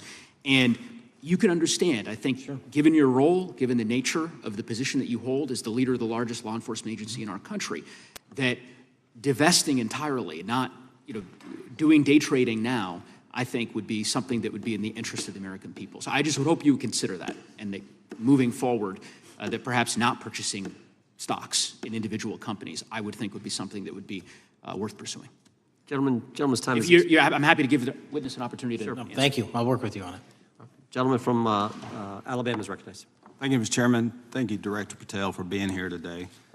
Newly declassified documents confirm that the intelligence community under President Barack Obama knowingly relied on unverified and fraudulent evidence to manufacture a false claim that Russia, in fact, meddled in the 2016 election. Is there more to be done to uncover the depths and origins of the Russian collusion hoax? There is, and we're doing it. Why should Americans still care about that, Director Patel? Everybody wants to talk about a weaponized bureaucracy. And when we put out the facts about a weaponized bureaucracy, not because I said so, but because we found the FISA documents, because we found the 302s and the 1023s, then it becomes a political football. My job is to continue to put out that information and let the American public read it for themselves when I'm lawfully able to do so. And that's been my commitment on any subject, Russiagate or otherwise. Wherever the law allows me to do it, I will do it. You know, when I first came in 2020, the number one concern as I was doing town halls was the weaponization of the government against the American citizen. And so are there things that you're doing, structural reforms that implementing so that the FBI cannot be weaponized again, whether it's against President Trump or future elected presidents? Well, it shouldn't be weaponized against anyone. And the structural reform is simple. If you're going to go after a political individual or someone seeking political office, there has to be a grounded basis in law and fact to open up a criminal investigation. And if there's not, the investigation isn't even opened. And I've also gone back and reviewed other cases that were opened in prior administrations related to public officials. And we've closed a number of them because we felt that some of these actions were weaponized on either side of the aisle. I felt it wholly inappropriate for the FBI to be playing umpire and referee amongst these decision makers when there was no factual or legal basis to continue those investigations, so I shut them down. And I think that's so desperately needed because we need to restore trust in law enforcement and certainly in the DOJ and the FBI so that the American people don't fear the very government that's supposed to protect them. And so thank you for doing that. On August 11th, you released to the committee documents concerning leak investigations that began in 2017. Do you believe these leaks were accidental or were they intentional in order to influence public opinion against President Trump? When I can publicly make a final decision on that, either through a recommendation of charging that the DOJ makes or findings that I have, I'm able to do so, but they're still not complete. Why did the FBI under Director Comey want to undermine the Trump administration? I don't know. You'll have to ask him. Think it might have been political? How will Director Comey be held accountable for his leaks and classified information concerning the Russian collusion hoax? Well, anyone. Doesn't matter what you did before or what seat you were in. If you leaked classified information, that's illegal. And we will investigate it fully. And if we can bring enough evidence to recommend charges to the Department of Justice, we will. But as you know, in these leak investigations, it's very difficult to produce the information necessary. We know leaks happen. They literally happen every week. It's one of the most destructive things to this country. Media receives classified information beneficial to one side or the other. I'm a fan of none of it, and I want to shut all of it down. And we need to bring some real cases to deter individuals from doing that, and that's my focus. What was Comey's role in creating the ICA? You know, speaking from my memory, as the head of the FBI, he was charged under then Director Brennan, and Director Clapper and the other IC elements to come in with the NSA, CIA, FBI, and ODNI and put together a collection of information on how the information sort of surrounding Russiagate came together. So he represented the FBI in that. Was former Director of CIA, John Brennan, he's denied that the Steele dossier was used in creating the ICA. Is that true? Well, it's, without commenting on him, the FISA has been released, and the dossier was in the FISA. It was in 4 FISAs. So I'll let the public decide. Well, former Director Brennan actually denied repeatedly that he pushed for the Steele dossier to be included in the ICA. Is that true? Denied. I'll let his testimony speak for itself, but then Deputy Director Andy McCabe also testified to the House Intelligence Committee, which has now been declassified, that were there no Steele dossier, there would have been no FISA. Well, my time's getting close, but let me tell you this, sir, and well, my colleague from Texas said, thank you for the job you're doing. You're making the American people safe. You're restoring trust in these agencies that so many of us had lost trust in. So thank you for the work you're doing. That thin blue line, you're doing a fine job, and we want to let you know we appreciate it. Thank you. God bless you. Lady from California is recognized. Thank you, Mr. Chair, and thank you, Director, for coming here today. And actually, thank you for your response to my colleague from New York who asked you earlier about violent extremism. And you said that there is violent extreme ideology on both sides. And I think you actually alluded to that same statement yesterday in the Senate. So I too have some questions I'd like to ask you. These are not gotcha questions, and just deny, please, what you deem to be false. So Dylan Roof, who followed white supremacist propaganda, murdered 9 black parishioners in Charleston in 2015. Do you deny this? I'm sorry. Dylan Ruth? Roof, Can you give me some more information?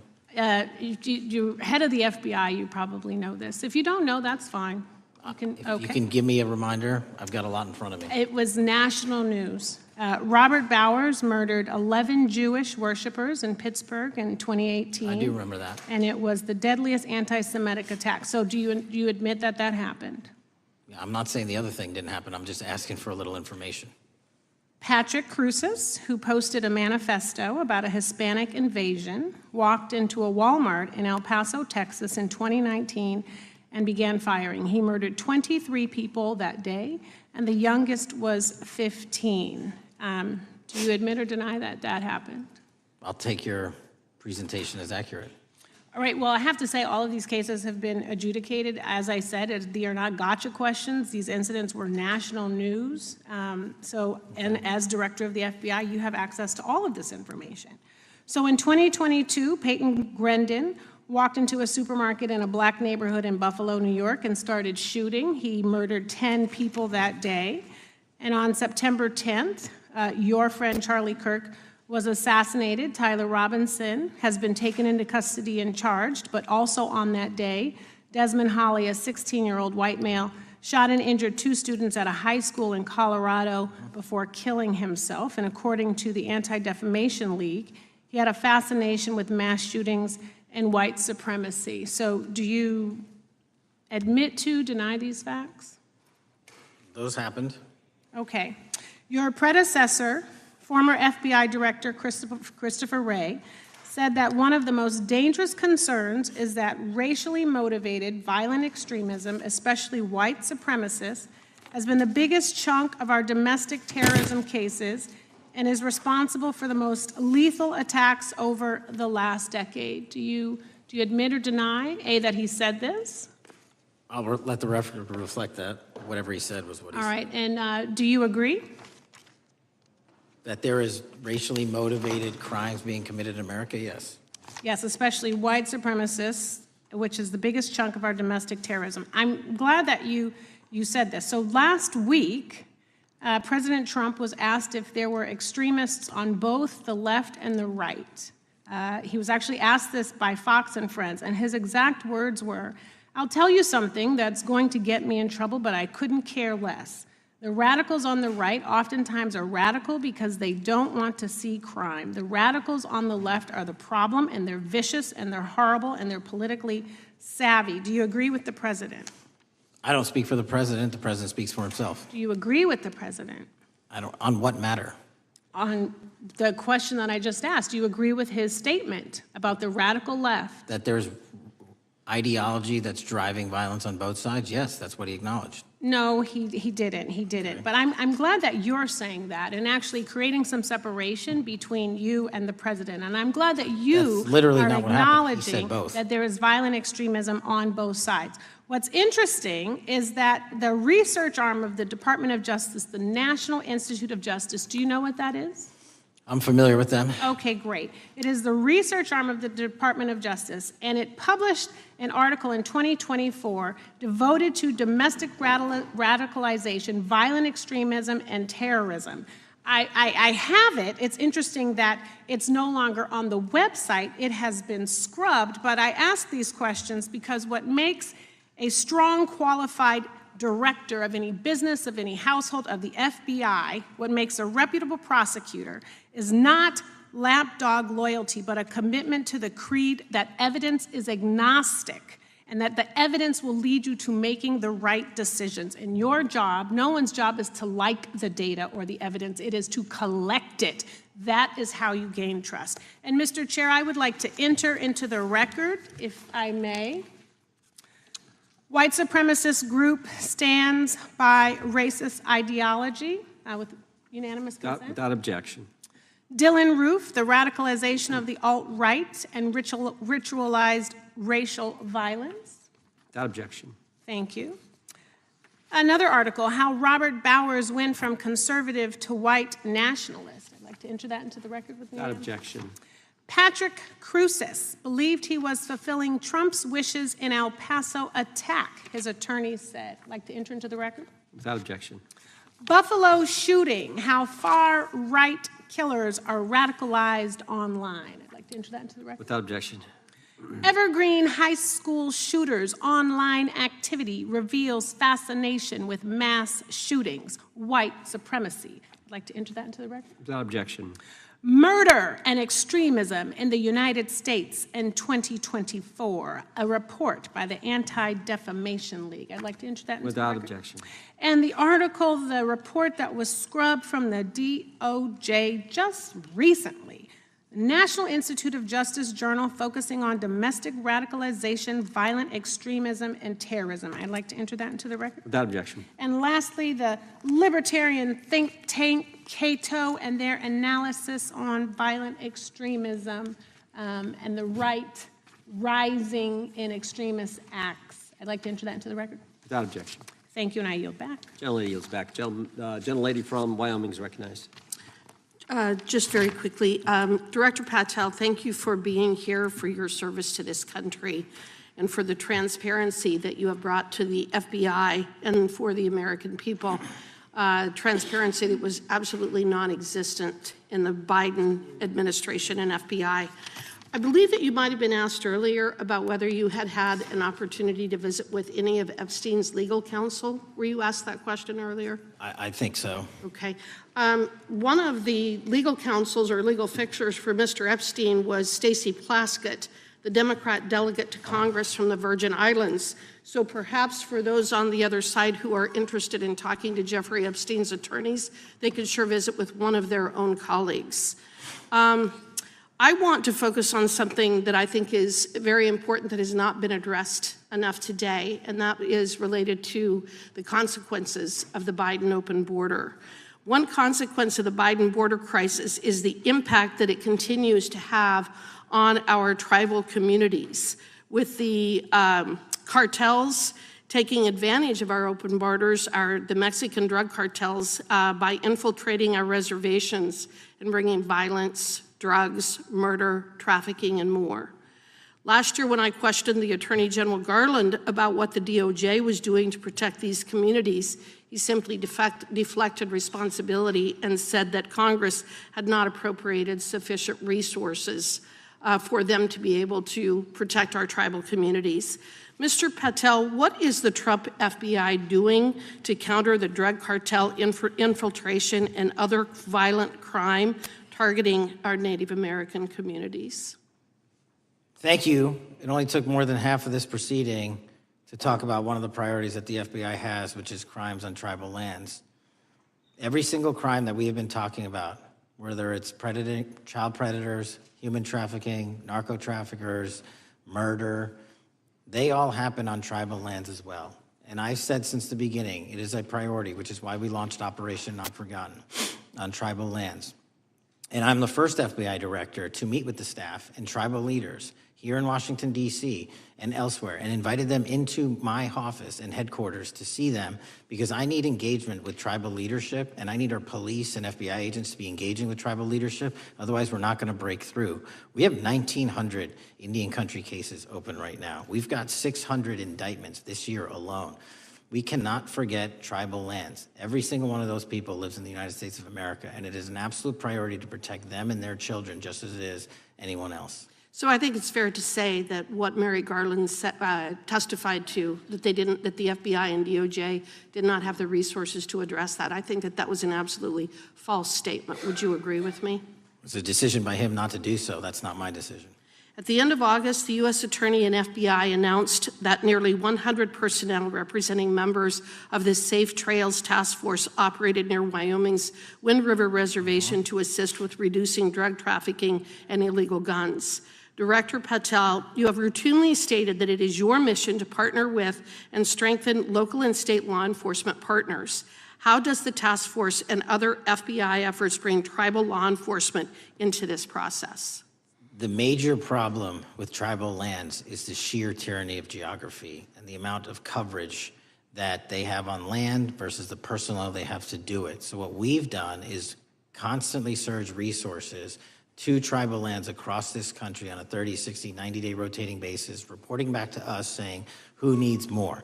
And what we found is that most of these lands can be assisted by our counter-UAS program, our drone capabilities, and we're gonna do it because what's happening is the Mexican drug cartels are literally flying overhead, dropping their cargo, their narcotics onto this land where no one's looking, and then it's being disseminated to children, to youth, to adults on that land and killing them.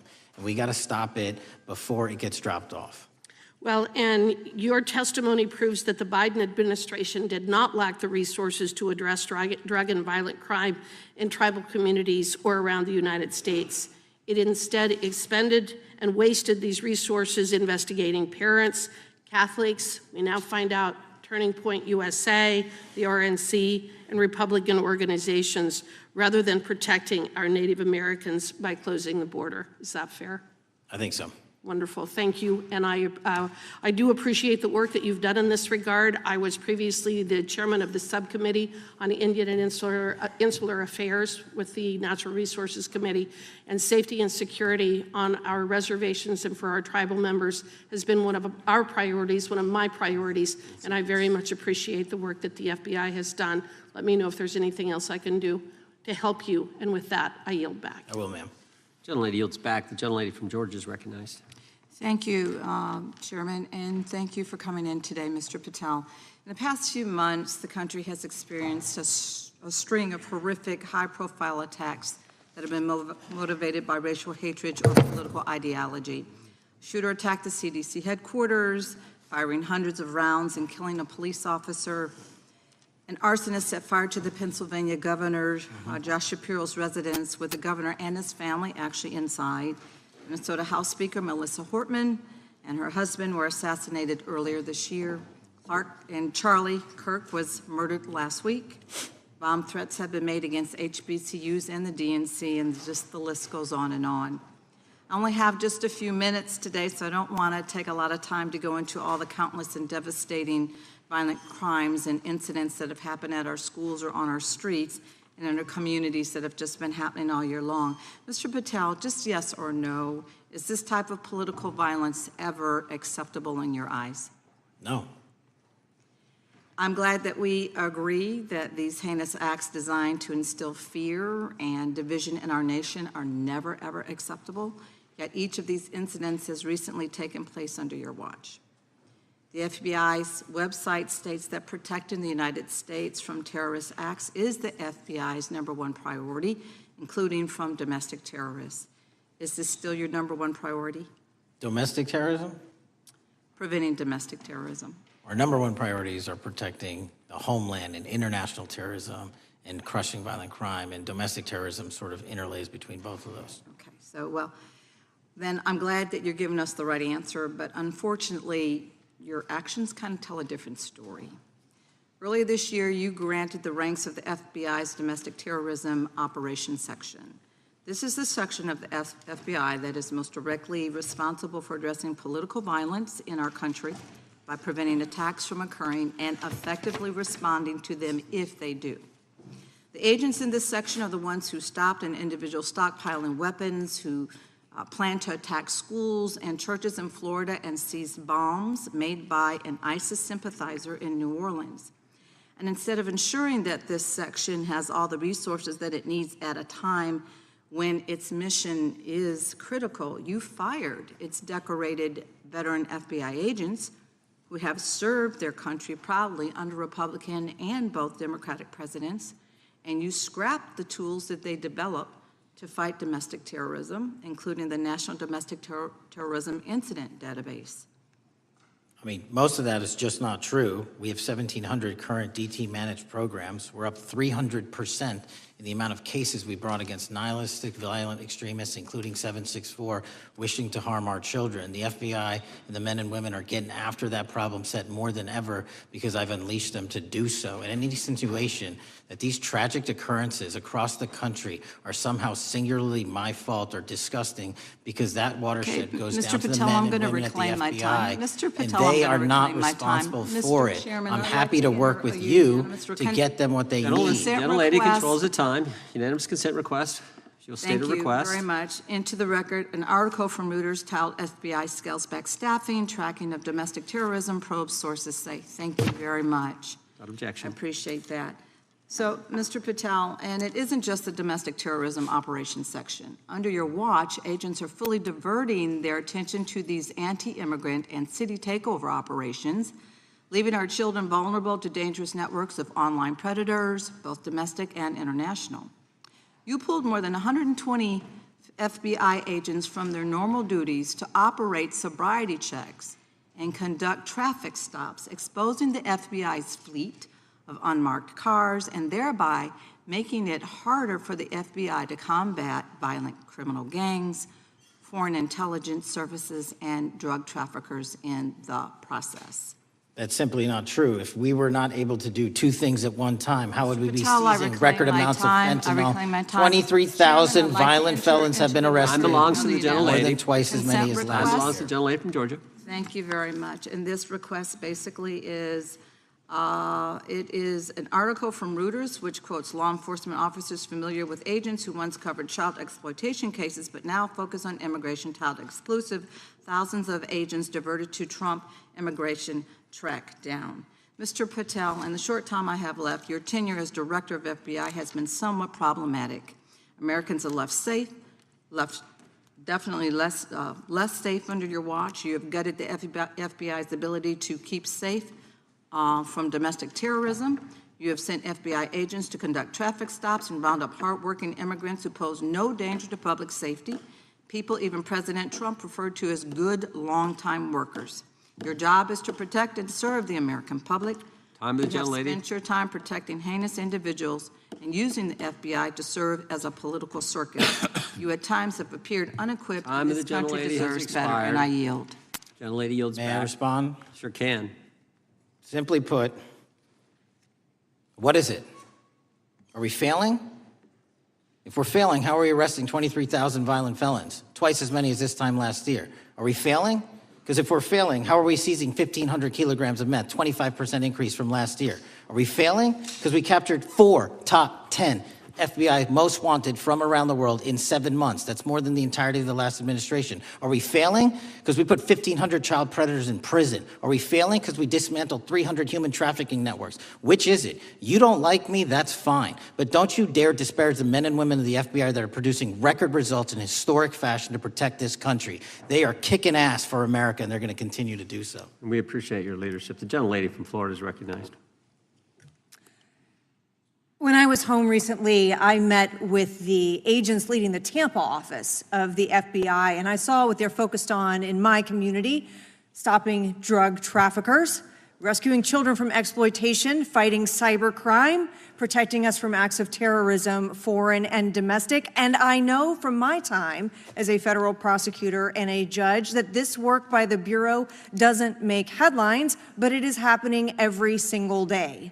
At the top, accountability is necessary, transparency is critical, but today we've seen an effort not just to diminish, but to distort the work of Director Patel and the agents he leads. If we really care about transparency and about truth, then what we owe to the American people is this reality: that thousands of dedicated professionals at the FBI wake up every single day thinking not about themselves, but about this country, and keeping every single one of us and our children safe from harm. And Director Patel, I would like to hear from you the facts about what the FBI is doing and your efforts to fight crime. Director Patel, isn't it correct that since January 20th, 2025, the FBI has made over 25,000 immigration-related arrests, including 350 members of Tren de Aragua and 195 members of MS-13?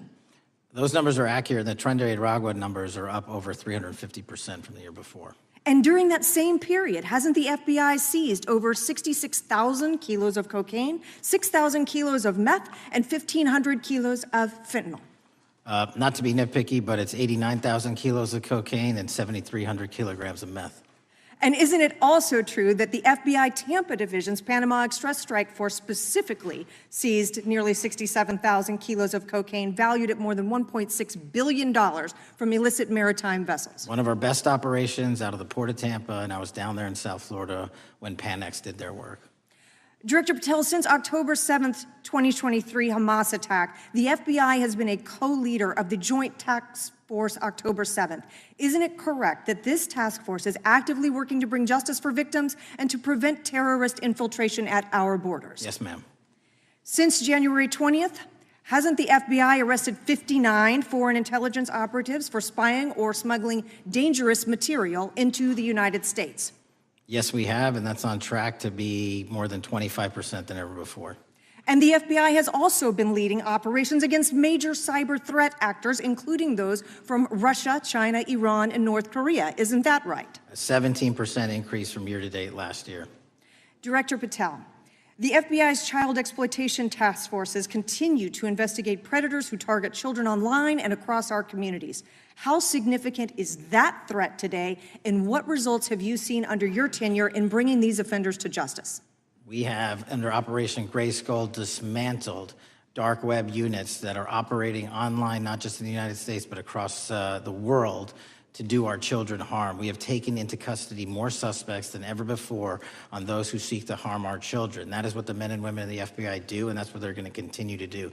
Those are the real results when you let good cops be cops and when you let us get on these platforms and expose them to the public and show them the harms of these predators on these online gaming systems and social media systems. And we need more help from Congress to allow us more authorities to do that work. The FBI laboratory manages the Combined DNA Index System, or CODIS, which compares over 25 million DNA profiles and aids more than 125 investigations each day. Director Patel, why is this important to law enforcement nationwide? All of law enforcement relies on our CJIS operation out of West Virginia. And what that does is allow 19,000 agencies to come in and say, hey, does this guy have a criminal history? Hey, is this an illegal firearm? Do we have a DNA hit like we did in these recent assassinations? That's what the FBI brings to bear, because local and state law enforcement agencies just don't have that capability, and we're doing it 24/7, 365. CJIS does not close for 1 minute. In your testimony, you noted that the FBI has ongoing counterintelligence investigations into China, Iran, and Russia across all 55 field offices. Why is it essential to maintain that scope of coverage, and what success can you point to in disrupting nation-state actors? Our biggest threats involving nation-state actors are the PRC, Russia, and China, and they are up 33%, 83%, and 60% respectively in arrests alone this year. Those nation-state actors wish to do harm in our infrastructure, our critical infrastructure system, our energy, our water supply, and also go after and target individuals and senior citizens and take their money through online pig butchering schemes, which we've exposed in Cambodia by way of the CCP. This is groundbreaking work that the American public should be seeing that their FBI is doing, and I'm happy to have the opportunity to report on it. Thank you, Director Patel. I yield back. Gentlelady yields back. The gentlelady from Mr. Chairman, I have a couple. Unanimous consent. Thank you so much. I appreciate it. In response to Mr. Patel's making the remarks that that maybe our colleagues are disparaging the men and women of the FBI, I'd like to enter the record 3 unanimous consent requests. One is entitled "FBI is using polygraphs to test officials' loyalty." The second is "Kash Patel knowingly broke law when firing top officials, lawsuit alleges," published by NBC. And the third is "FBI forces out more leaders, including ex-director who fought Trump, demand for January 6 agents' names." Without objection. Thank you. Gentlelady from Vermont's recognized. Thank you, Mr. Chair. Director Patel, thank you for being with us today. Appreciate your time. Let me say at the top, political violence should have no place in this country, and I strongly, unequivocally condemn the killing of Charlie Kirk last week. And this is exactly the kind of case that warrants a swift and thorough investigation by the FBI.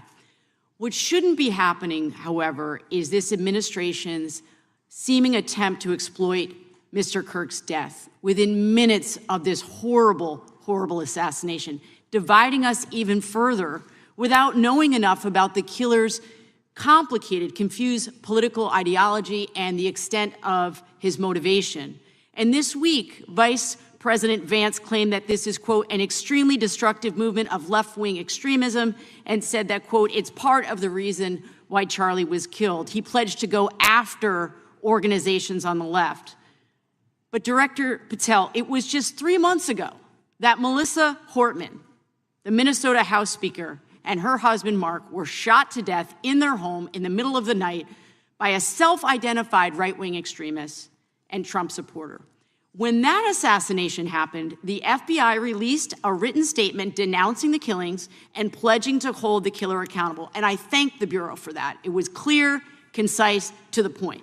But when you compare that statement to the over 50 mentions of the Charlie Kirk killing and just 4 for the Hortmans on accounts affiliated with the FBI and your personal account, it appears to many Americans that you're valuing some lives more than others, and that's painful. And this is what I'm hearing from my constituents, so I just want to convey that to you.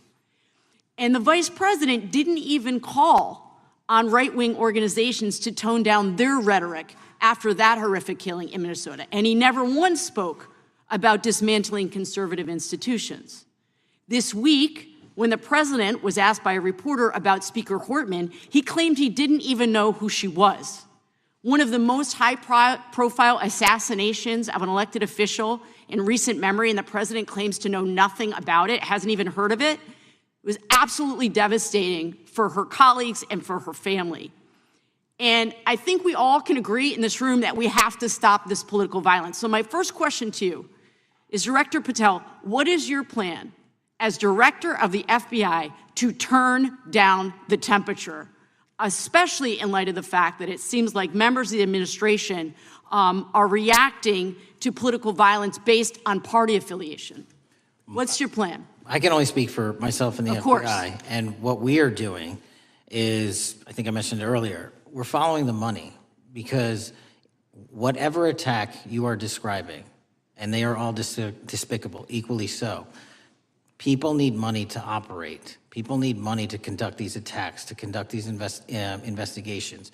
And so what we are doing is finding the people that supported this infrastructure system, because even when you say there's a lone, quote unquote, lone wolf actor, he's not truly a lone wolf actor. Something happened along the way. I agree. And so can I just because we have such little time, are you making a commitment right now to follow where the evidence goes in investigating whether it's violence on the left or the right? Because over the last 10 years, when you look at the ideology, I want to follow up on what my colleague from California said. When you look at the data, you look at the Anti-Defamation League data, 96% of ideological motivated killings were committed by the right wing. When you look at the Institute of Justice report that she cited, it's 5 times the number that 5 times the number of far-left extremist incidents are perpetrated by far right. And it's been reported, and she mentioned this, that as of September 12th, 2025, just 2 days after Charlie Kirk's killing, that the DOJ removed that report from the DOJ website. That's why Americans are concerned that there seems to be a separate system of justice, that if you are a Republican and you are attacked, you will get the full weight and authority of the FBI in this administration. But if you are somebody serving in the Minnesota State Legislature and you are assassinated in your home, that the response is different. And I think to ignore the threats from the right or try to do a both and when there are multiple instances when it's overwhelmingly coming from the right, this is a disservice, because Americans want to know that whoever they are, whatever their political affiliation, that the response is going to be the same, and it is going to be done with the same diligence. And I'm wondering if you will commit to me right now that you will be a voice right now standing up to those voices in the administration that are adding to the violent rhetoric right now. That's what I'm asking you. Will you commit to this? Time of the gentlelady has expired. The gentleman can respond. My voice will be through the investigations that the FBI conducts, and we will conduct them all lawfully and equally. Can we expect in the future that your tweets in related to one killing will be the same level of concern? The gentleman from Texas is recognized.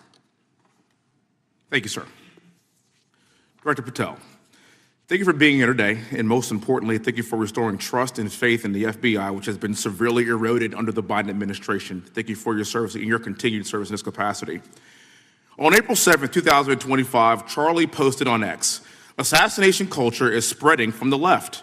48% of liberals say it would be at least somewhat justified to murder Elon Musk. 55% say the same about Donald Trump. In California, activists are naming ballot measures after Luigi Mangione. The left is being whipped into a violent frenzy and set back. Whether losing an election or losing a court case justifies a maximally violent response," end quote. And unfortunately for Charlie, that reaction also came when they couldn't win a debate on a college campus. You cannot be intellectually honest and say that this problem is on both sides.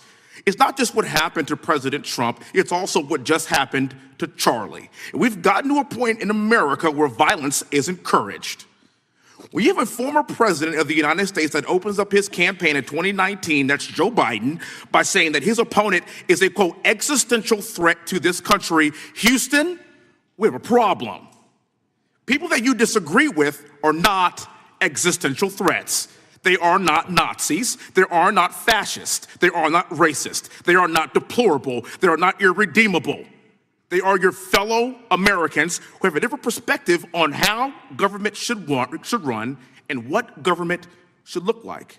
Whether or not we should have strong sovereign borders, whether or not we should have safe communities, whether or not we should have places to worship our God and not worry about being shot, whether or not we live in communities and cities that are not overwhelmed by drugs and crime, whether or not we have two genders, and whether or not we have common sense in our policies and our values. And people that believe these things are not existential threats. I happen to be one of these people that believes all of the above, and as someone that served this country in combat, I can assure you I am not an existential threat to this country because I swore to protect her.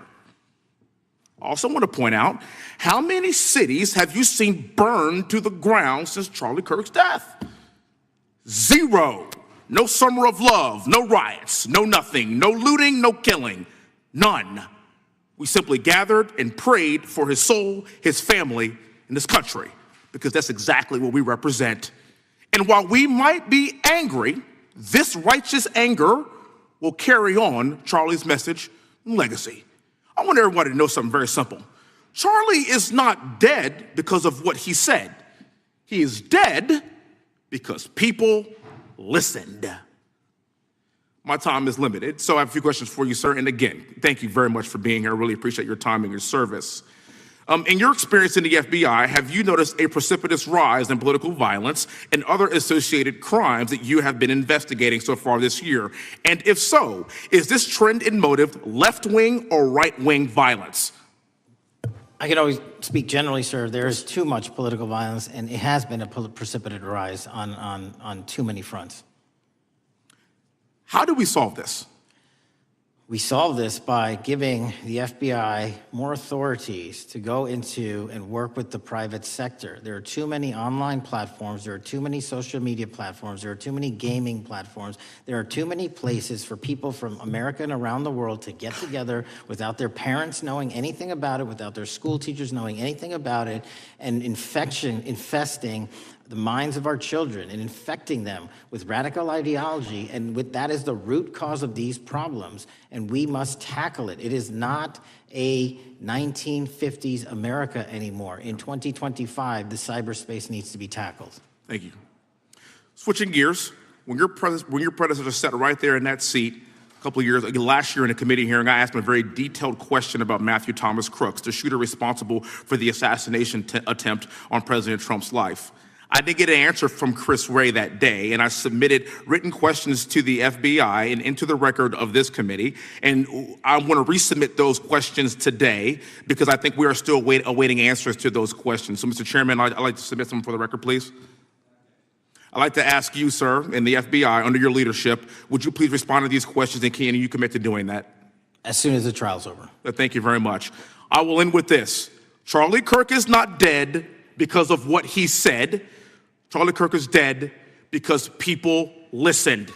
He set up a tent that said, "Prove me wrong," and exercised his First Amendment right. That's all he did.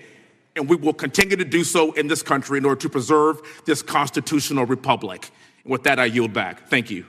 Gentleman yields back. The gentleman from Florida is recognized. Thank you, Mr. Chairman.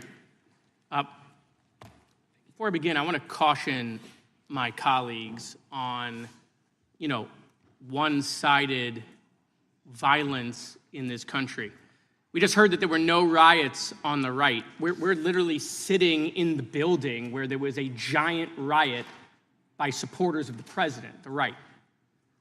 We also heard that only leftists, have said that Trump is a Nazi. In 2016, the current vice president of the United States said, Trump is either a cynical asshole or he's America's Hitler.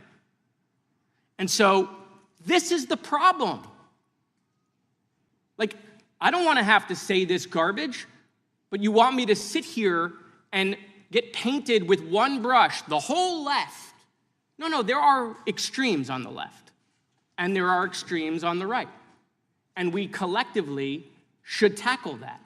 But to come here and just look at us and say we all support what's going on in the extremes is why we can't solve anything in this building.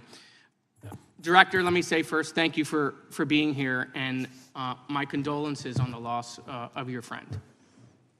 And I'm happy to hear that you want to do more on the social media platforms. It's crazy what's going on the social media platforms. There are so many conspiracy theories on what's going on with Charlie Kirk. Israel assassinated him, right? There are conspiracy theories about your personal social life all day. It is totally rampant.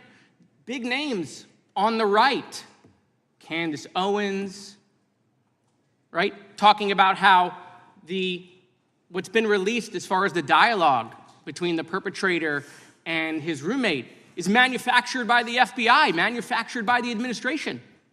It is totally rampant, allowing foreign governments to just perpetrate these platforms, all of these bots, all of the time to weaponize Americans. You see what's going on here? This is a byproduct of all of that. What's going on in the streets is a byproduct of all of that. What's happening is you see people celebrate Luigi Mangione is a byproduct of all of that. And so if we want to do something, then we should talk about Section 230. We should talk about how we're going to make sure that we don't let foreign governments poison our children's mind. And so I will work with you on that, Director. I'll work with you on 230 any day. No problem. So now, that was the good part. I want to take your attention back a second, okay?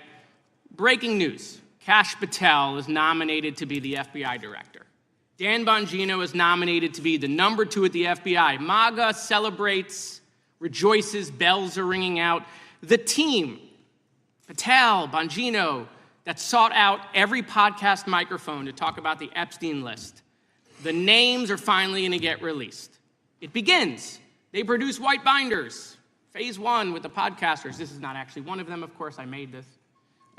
Your name's on it, right? And the names are going to come out. Pam Bondi says the list is on her desk. Then a memo comes out all of a sudden and says, there's no list. Oh, no phase 2. Phase 2 binders never happen. You said the conspiracy theories around Epstein just aren't true. They never have been. And yesterday, in an answer to Senator Kennedy, you said the FBI is not in possession of any credible evidence that Epstein trafficked girls to anyone but himself. So according to your testimony yesterday and in this committee, according to the evidence the FBI has, the number of names on the list are 0. No, zero. The index has been released, and the number of people involved in that trafficking operation were charged in 2018. Other than Epstein and Ghislaine Maxwell, your testimony in the Senate and here is that according to the evidence you have, the number of other names is 0. That were charged based on credible evidence. Well, who are the other names? Give me the other names that weren't charged. We are not releasing the names of anyone because the Department of Justice never does that of anyone that didn't have any credible information to attack them. Let me move forward. The president has, you've seen the picture of the woman's body with the writing and the president's signature. The president says that's not his. Okay? The president says it's not his. The Republican colleagues say it's not his. The administration say it's not his. Will you be opening up an investigation into the Epstein estate for putting out a fake document with the president's signature linking him to the world's largest pedophile ring? Will you be opening that investigation into that? On what basis? On what basis? They literally put out a fake document, according to the president, with a fake signature. It's a forgery of the president of the United States signature. That's the basis. Sure, I'll do it. Okay, I look forward to that investigation. Am I over? Thank you, Mr. Chairman. I appreciate your diligence. Gentleman's time has expired. Chair now recognizes the gentleman from California. Director Patel, as you know, my state, California, is home to the worst public infrastructure failure in U.S. history, known as California High-Speed Rail, although the name is probably a misnomer.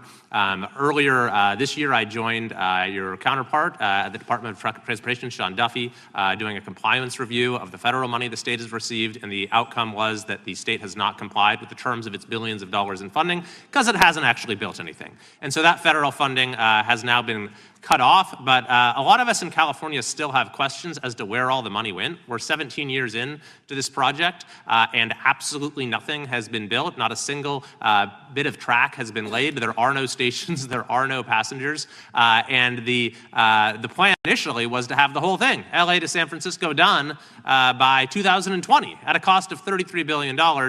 Yet here we are in 2025, nothing has been built. And according to the New York Times, the project won't even be completed this century, and the total cost is now estimated to be over $130 billion. So I just wanted to ask you, do you think this is something that bears scrutiny, or can you confirm whether there's any kind of investigation going on at the FBI? The FBI certainly can't investigate incompetence, but the FBI certainly can investigate and does investigate waste, fraud, and abuse. And so if we have any information that indicates that that happened in this situation or anything else, we'll look at it. Thank you very much. We've also, been talking some today about the issues that occurred at the border during the Biden administration. And you might not agree with your predecessor on everything, but you probably would agree with some of the statements he made in testimony before this and other committees, raising alarms about the risk of terrorism from illegal border crossings. Since becoming director, have you gotten some insight into how well calibrated those warnings were, and what is the status of that risk now? Since becoming director, there's been a sharp decrease of border crossings for known or suspected terrorists from the southern border. But unfortunately, there has been a sharp increase of known or suspected terrorists entering through our northern border. And so what I'm trying to do is work with our northern border states and our interagency to tackle that problem. But it is an absolutely massive border that can't physically be sealed. So we're going to have to get creative and put more resources into that. And in a similar vein, there were over 500,000 unaccompanied children that crossed the southern border during the Biden administration. As we know, many were trafficked either through forced labor or sex trafficking. Do you have any insight as to what the scale of that problem was and how have things changed over the last several months? Other than what you outlined in terms of how it was described, I don't have any additional details. In terms of how many people are being trafficked into this country, especially unaccompanied missing children, that number has drastically reduced because the coyotes that smuggle these children for their criminal activity are the same ones that smuggle in narcotics, or the same one that traffic older age women. They're all interconnected, and because of the sealing of the southern border by this administration, that has come to a near halt. That is a very important point, that we have seen far fewer victims of human trafficking because we finally prioritized border security. And by the way, you have children who are getting rescued because of the immigration enforcement activities that unfortunately some politicians in my state are trying to stop, thereby stopping those kids from getting rescued. We've seen, of course, a substantial reduction in crime here in Washington, D.C. since the FBI and the National Guard got involved. I'm kind of asking you to state the obvious here, but what is the mechanism there? Why have we seen a reduction of crime when DC has had such a huge crime problem for years, and then almost overnight we see such a big difference? Because of the dedication and resources from President Trump's administration to utilize all federal, state, and local assets in a heavily crime-ridden area. I mean, if we did not have a crime-ridden area, then homicides, carjackings, and gun violence would not be dropping by 40, 50, 60%. And when you allow the police, the MPD, to work with federal authorities and allow the National Guard to set up your perimeter, this is what you can do in a few short weeks. And we at the FBI, under Operation Summer Heat, have set those Phase 01 operations in motion 4 months ago, quietly at the direction of President Trump. So we are scattered across cities across this country doing just that. But we're going to need more help to complete the job. Yeah, in too many places in this country, crime has just been treated as sort of a norm, that this is the way things have to be. What's happened in DC shows that is not the case if we have the right policies and the right priorities. Finally, you know, this is tragically the second time in as many years that we've had an FBI director here following either an assassination or an assassination attempt. And so since there's been some time now since from the attempted assassination on President Trump at Butler, would you say that the public's understanding of what took place on that day is fairly consistent with all of the facts as you know them, or do you believe there's still material facts that have not been made public or are not fully understood by the public? No, I think it's fairly consistent. Thank you. I yield. Gentleman yields back. The lady from Texas is recognized. Man, oh man, there has been so much today, and I truly don't know where to start. So I'm just going to make sure that we start off with a few facts. So a couple of facts that we need to make clear for everyone is that, number one, Director Christopher Wray, when he was appointed to be the head of the FBI, was appointed by Donald Trump. Now, I will agree that I definitely take issue with a number of decisions that Donald Trump makes, especially when it comes to the people that he decides to appoint to very important positions, including this one, because I did have to make sure that I wasn't going crazy. But when I say that you are the least qualified FBI director in the history of the FBI, that is real, because you are the only one that never even served with the FBI prior to joining, yet we are supposed to believe that That's you are false. the greatest thing since sliced bread. I didn't ask you a question. Now, what I want to Still go false. through is to talk about why you are a failure and why, honestly, we just need to tell you bye-bye. I know that you got a little upset and you put on your show for your boss because it seems like you're trying to save your job when it came to talking to Senator Booker yesterday. But let's go through some of your failures. So before you were even confirmed, and I think one of my colleague from Georgia, pointed out that you are already targeting career officials so that you could direct illegal firings. Mind you, these cases that you were so upset about, which are the ones tied to Trump, the cases came through his handpicked FBI director. And frankly, when people sit around and say things like, oh, you know, we're happy because now we feel safe. I don't know who feels safe in this country except for the white supremacists, because I specifically as a black woman definitely don't feel safe.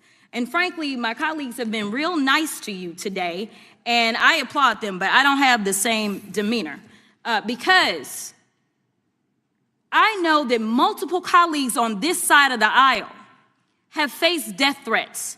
In fact, somebody tried to kill one of my colleagues.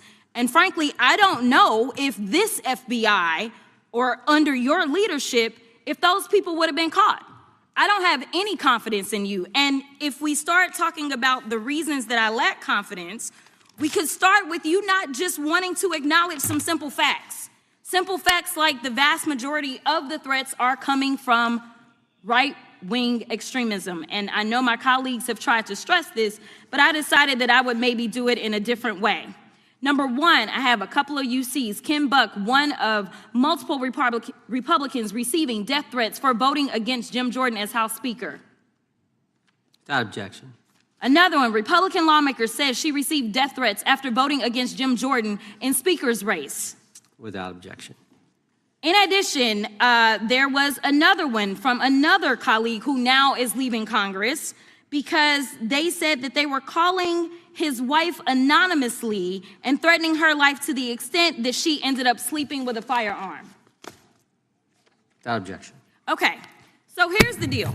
How are we supposed to have confidence when you're sitting up here telling the Senate yesterday that it will take you 14 years before you can get the FBI fully staffed to do their jobs? You're also now redirecting resources so that they can go and play ICE agents on the streets. You're getting rid of your most qualified people, and even when it came down to somebody that you consider to be a friend, you were posted up having some fancy dinner to the extent that you posted not only once erroneously, you posted twice erroneously as it relates to catching somebody, and then you want to go and say, let me take a victory lap. Because honestly, if it wasn't for parents deciding that they were going to turn in their child, it seems like y'all wouldn't have got there, even though he literally confessed online. So I'm confused about what it is that the FBI is doing except for trying to put on a show for the apprentice, or whatever you want to call him. The day after all of this took place, there was domestic terrorism that was taking place at HBCUs. They were targeted. Yet I didn't hear anything from the FBI about what was going on. And again, black people kept saying, how did we end up in this? Because the numbers are so very clear that white supremacy is a problem. And honestly, I've not heard anything out of you today that makes me believe that you're going to do anything about the white supremacy problem, the one that is leading to children being killed, children being shot, as well as members of their community as they're worshiping in their churches. The time of the gentlelady has expired. If the gentleman would like to respond to any of that. Well, I mean, I'll respond. Kash Patel, as I said when I introduced him, public defender, former prosecutor, top staffer on the House Intelligence Committee, Deputy Director of National Intelligence with the National Security Council, Chief of Staff at the Department of Defense, and FBI Director. I think that's a pretty good resume for the guy who's now running the top law enforcement agency in our country, and we've seen all the stats that he's given to the committee on how much better they're doing at getting the bad guys than the previous guy was doing. With that, I recognize the gentleman from South Carolina. Thank you, Mr. Chairman. Director Patel, I think you're witnessing some auditions, clickbait auditions for the Academy Award for my Democratic colleagues. We'll see how they fare as they're on MSNBC later on today. But do you care, before I launch into my line of questioning, to respond to Ms. Crockett from Texas on that very elaborate and theatric display? Here's what I've learned in my government service. I don't give a damn what they say about me as long as I'm succeeding in the mission. We're succeeding in the mission because the men and women of the FBI have never been empowered to do more work and to hit the streets harder than by President Trump's authorities and resources he's given us. And so all I care about is that we are capturing more child predators than ever before, taking more drugs off the streets than ever before, that we are capturing murderers at a significantly historic rate, and we're delivering this country the lowest murder rate in recorded history. That are facts that you cannot dispute. But you can come at me all you want. I don't care. Thank you, Director, for that, and we appreciate your service. We appreciate the results speak for themselves, I think, pretty plainly, and your commitment not only to results, but to transparency, so we do appreciate that. Director, who was John Durham? He was a former federal prosecutor, United States attorney, and ultimately appointed special counsel in the first Trump administration. Correct, and what there was a document that he released in his findings called the Durham Report. What was the Durham Report briefly, and what were the findings very briefly? It was every special counsel that's appointed produces a report to the Attorney General. Special counsel's Durham Report largely focused on Crossfire Hurricane and included extensive summary findings in classified and unclassified manner, and we released the classified version, finally declassifying it for the American public in this committee. Correct, and you released that in July of this year. I think so. Yes, sir. Isn't it true that in the classified Durham Annex, as it's referred to, that in 2016 the Obama administration obtained intelligence information from a source contained in 2 separate memoranda, one in January of 2016 and one in March? The 2 memoranda described confidential conversations between DNC Chair Debbie Wasserman Schultz and 2 individuals from the Soros Open Society Foundation. Isn't that true? As written in the report, I'll let her speak for itself. In the Durham Annex in January of 2016, the memorandum noted in part that President Barack Obama intended to scuttle the FBI's investigation into Hillary Clinton's private email server and mishandling of highly classified information during her time as Secretary of State. Isn't that found in the report? I believe so. Isn't it also found in the report that in March of 2016, the memorandum also included references to the same Obama effort to shut down the Clinton investigation, but additionally outlined a plan to falsely connect Trump to Russia? Isn't that in the Durham Annex? I think it's in more than the Durham report, but yes. The memo also stated in part that, quote, the Democrat Party's opposition is focused on discrediting Trump, among other things.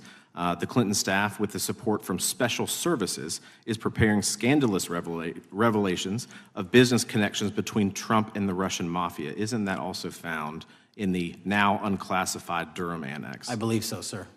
According to the Durham Annex, based on analysis and translation of the intelligence, FBI analysts believed that special services could either mean the FBI or CIA, or the Trump dossier author Christopher Steele. Isn't that in the Durham Annex? I believe so, sir. When the Obama administration received intelligence in March of 2018, Fusion GPS was preparing open source opposition research regarding purported ties between Trump and Russians. The research was paid by the Clintons campaign and the DNC. Isn't that open source and also in the Durham Annex? I believe both. Okay. And so also in the Durham Annex, which I found interesting, was the potential campaign plan was shared with high-ranking career officials at DOJ. Isn't that in the Durham Annex? I believe so, sir. The Durham Annex describes that in July of 2016, emails allegedly between Leonard Bernardo, senior vice president of George Soros's Open Society Foundation, included data providing specificity on the Clinton plan in an attempt to smear Donald Trump by falsely linking him to Russia. Isn't that in the Durham report? I believe so. And so, briefly, this additional evidence that you've unclassified and released to the American public, what does that purport to show or augment about the Durham report that you can share with the American people? Put simply, that the FBI was weaponized. Against a political campaign. Yes, sir. Thank you for that, Mr. Chairman. I yield back. Gentleman yields back. The I have UCs. gentlelady from Texas recognized for unanimous consent. Yes. First one is Russia's ghostwriter hacker group takes aim at German election. This is from Politico. Objection. The next one is Director of National Intelligence, 30 days until election 2024, which specifically states that our assessments about activities and goals of Russia, Iran, and China are unchanged from earlier election security updates, and that they were meddling. Without objection. And I've got 3 more. The last 3 are that how Russia is using artificial intelligence to interfere in elections. Moscow's attempts to interfere in U.S. and other elections are nothing new, though their tactics and strategy are constantly evolving. Without objection. The next one is Russian interference coming soon to an election near you. Russia pursues a systemic strategy of undermining elections and influencing public opinion in the West. EU and NATO countries must recognize that Moscow often acts through agents within their own borders and build resilience to such interference. And what's the source? This one is CarnegieEndowment.org. Okay, without objection. Thank you. The gentlelady from North Carolina is recognized. Thank you, Mr. Chairman. And Director Patel, I'm glad that I'm going a little out of order here because I'm going to pursue some of the things that you were just talking to Mr. Fry about and remind you about your confirmation hearing. At your confirmation hearing in January, you said under oath, and I quote, "There will be no politicization at the FBI. There will be no retributive actions taken by the FBI should I be confirmed." And in your written response to the Senate questionnaire, you said, I quote, "Personnel decisions shall be based on performance and adherence to the law. And every FBI employee will be held to the absolute same standard, and no one will be terminated for case assignments." So I want to just go through a couple scenarios with you to get a sense of whether you think these are examples of politicization of the FBI or making decisions based on the performance and adherence to the law. So, first question. Would hiring FBI agents, analysts, and supervisors from only one political party being politicization of the FBI or making personnel decisions based on performance and adherence to the law? We don't ask FBI people, applicants, where their political parties are. Mr. Patel, do you ask FBI applicants who they voted for? The FBI does not. Are you aware that in the lawsuit that Mr. Driscoll filed against you and the FBI, he was asked who he voted for? Since that lawsuit has been filed, that's ongoing litigation, I'm not able to comment. Well, but it also means that you just said that what happened in his situation didn't happen. So we will go on to the next question. Let me ask you an even easier one. Does firing agents for working on the cases that they were assigned to and that the president didn't like, is that politicization of the FBI or making personnel decisions based on performance and adherence to the law? The FBI doesn't terminate anyone based on case assignments alone. Has the FBI ever been sued by somebody who felt that they were terminated based on case assignments? In the entire history of the FBI, I'm sure they have. No, since your tenure. I'm sure there's ongoing litigation. Yes. In fact, there is ongoing litigation. And in fact, people have been asked who they voted for. And in fact, you are running an FBI for the President of the United States rather than the people of the United States, because my questions were not hypotheticals. They are the things you have done during your tenure. And according to a lawsuit filed last week by long-term FBI agents, you fired former acting director Brian Driscoll. He had served with the Bureau for nearly 20 years, earned a Medal of Honor, Medal of Valor for bravery during the dangerous ISIS raid, and had a wealth of crisis response experience and led the FBI's critical incident response group. When the Trump administrations interviewed Mr. Driscoll for that role, they interrogated him about his political leanings and who he voted for in the last 5 elections. Questions Mr. Driscoll refused to answer because those types of questions impermissibly politicized the FBI.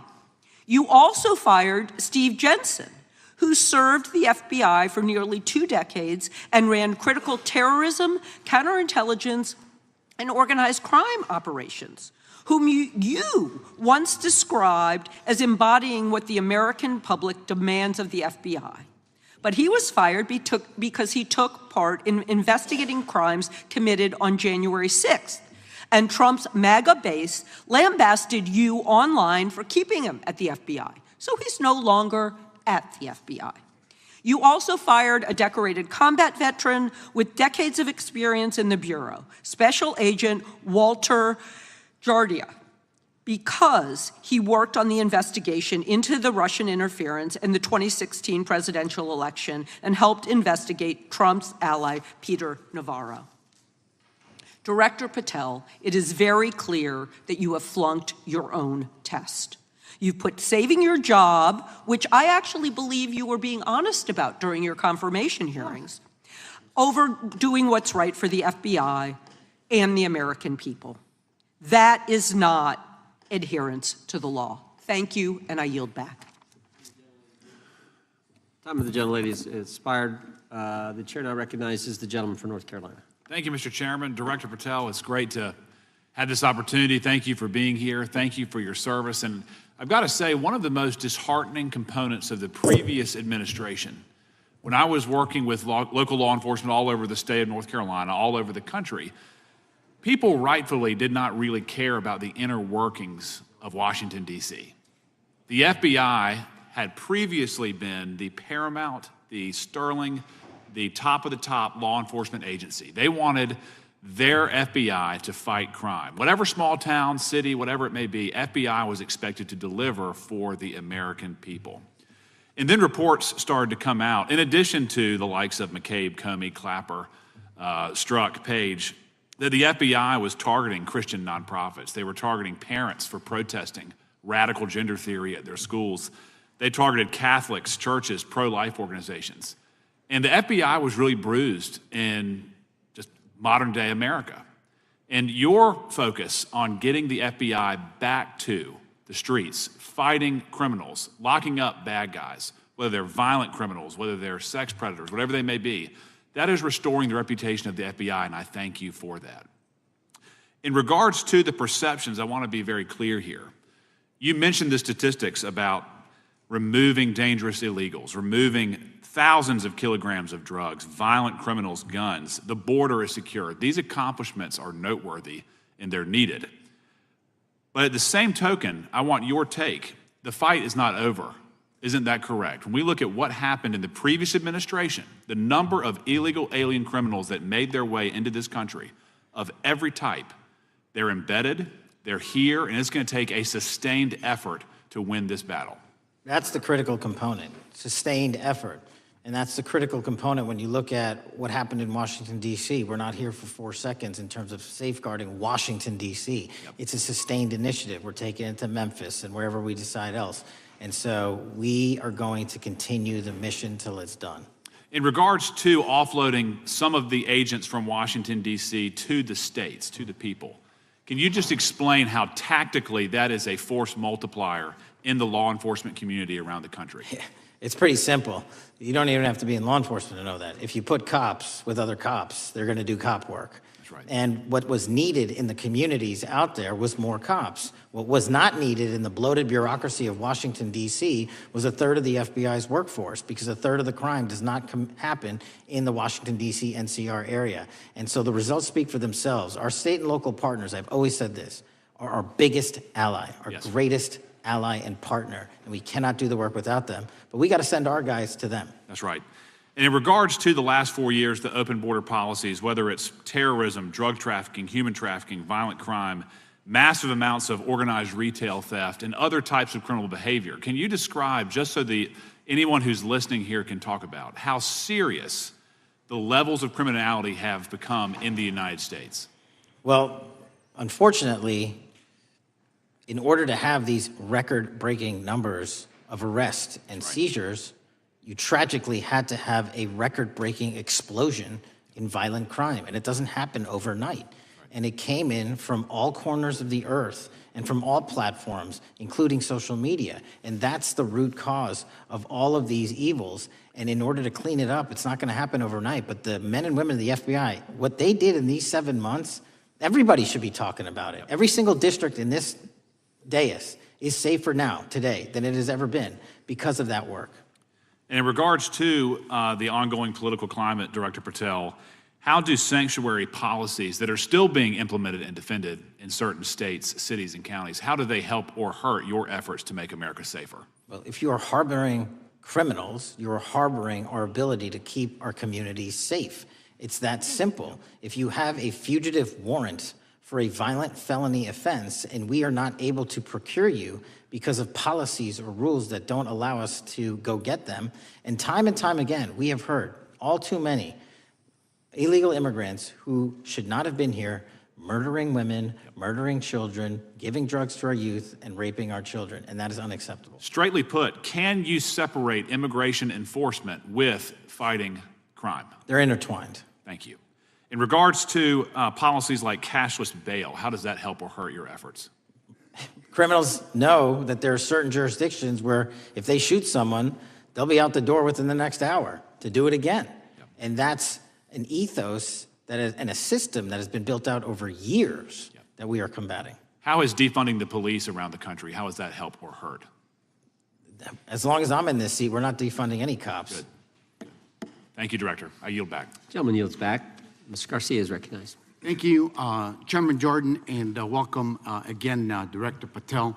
As members of the Judiciary Committee, we have a responsibility to conduct oversight of the FBI and assess whether or not you're doing a good job in a responsible and impartial manner, or whether you're just a henchman for Donald Trump who's weaponizing the Bureau at the expense of public safety.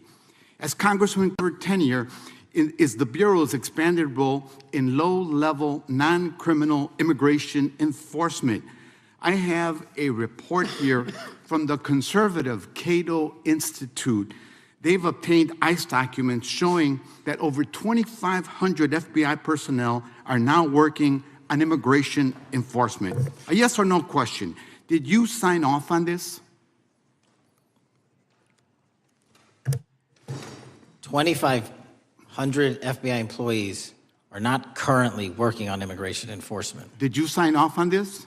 On the Cato report? On the 2,500 personnel, FBI personnel that have been reported to now be working on immigration enforcement. I couldn't have signed off on it because it's not happening.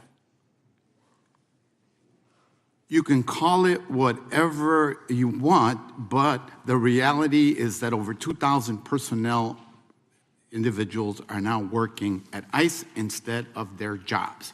I want to follow up on something that Senator Durbin asked you about yesterday. This article from MSNBC reports that nearly every agent on Baltimore's domestic terrorism unit, who was, by the way, investigating the 764 network of child predators, was diverted to work on immigration enforcement full-time. That forced them to, and I quote him, walk away from investigations of a network of violent predators that targets and exploits children online. Yes or no? Were you aware that this happened, and did you sign off on it? The premise is false. The 764 network in Baltimore is taken down, and FBI agents do double and triple duty all the time. I'm reclaiming my time. You told Senator Durbin yesterday you didn't know about it, so your testimony is inconsistent today. No, I found out. Final question. Let me ask you, again, a yes or no question. Are you aware that agents have been told by supervisors not to documenting their shifting of resources toward immigration-related work? That's a literal another falsehood. It's impossible to remove a human being without documenting that work. As FBI director, you must be transparent with Congress. You need to provide us information about how many agents have been diverted to non-criminal immigration enforcement, why the Baltimore unit was dismantled, and whether there's a cover-up of what's happening under your leadership, because this goes to the heart of whether or not you're carrying out the stated mission of the FBI, keeping our communities safe. Diverting FBI agents from investigating violent child predators doesn't make us safer. Using FBI resources to target parents, children, and other immigrants for low-level, non-criminal enforcement doesn't make us safer. Enabling violent, lawless conduct by federal enforcement doesn't make us safer, as we saw last week when an ICE officer killed one of my constituents. And I know that the FBI has been involved in that investigation. And yesterday, ICE did a raid in the suburb of Elgin where 2 U.S. citizens were arrested, and who accompanied them on that filming of that show? Secretary Nunn. Shameful conduct. And weaponizing the FBI to serve Donald Trump's political agenda instead of the American people does not make us safer. Before I yield back, Mr. Chairman, I request unanimous consent to submit the following documents for the record. a report from the Cato Institute, which I referenced earlier, where ICE has diverted over 2,500 officers from their jobs, and 2, an article from MSNBC titled Trump's Deportations Divert FBI Agents Off Child Predator Cases, and an article from CNN entitled White House Pressure for Increased Immigration Arrests Strains Law Enforcement Agencies. Thank you, and I yield back. Gentleman yields back. Without objection, the gentleman yields back. Gentleman from Wisconsin recognized. Thank you, and thank you, by the way, for coming over here. Sorry you have to put up with all this. I know when you took over, the FBI's reputation in a lot of circles perhaps had never been lower. I mean, part of that is brazen involvement in political activity, the Foreign Influence Task Force, getting involved in trying to suppress news stories in the New York Post, Crossfire Hurricane coming up with bogus stories to try to flip the 2016 election, FBI downplaying the stories of Hillary Clinton's emails in the 2016 election. That's their overt involvement in political activity. I think a strong anti-religious bias. We talked about stories of an anti-Catholic bias in there. I know I've talked to people about horrific overreaction at the big Hindu temple in New Jersey, in which, just so people understand, you had a rectory in the temple area, the religious leaders, taken out at gunpoint, big problems. And I think finally the FBI trying to turn America's viewpoint on certain political issues. And when I talk about that, I'm talking about what was done in Mexico with regard to shipping weapons, fast and furious, shipping weapons into Mexico in an effort, I think, to try to turn the Americans against the First Amendment. But in any event, what scares me is, and all these horrible things that were done in the past, there were individual FBI agents who participated in them, in which apparently their supervisors told them this is okay or even admirable. And what I'm going to ask you, are you able to do anything to make sure that in the future these corrupted FBI agents understand the importance of religion in our life, and they're not to view it with suspicion?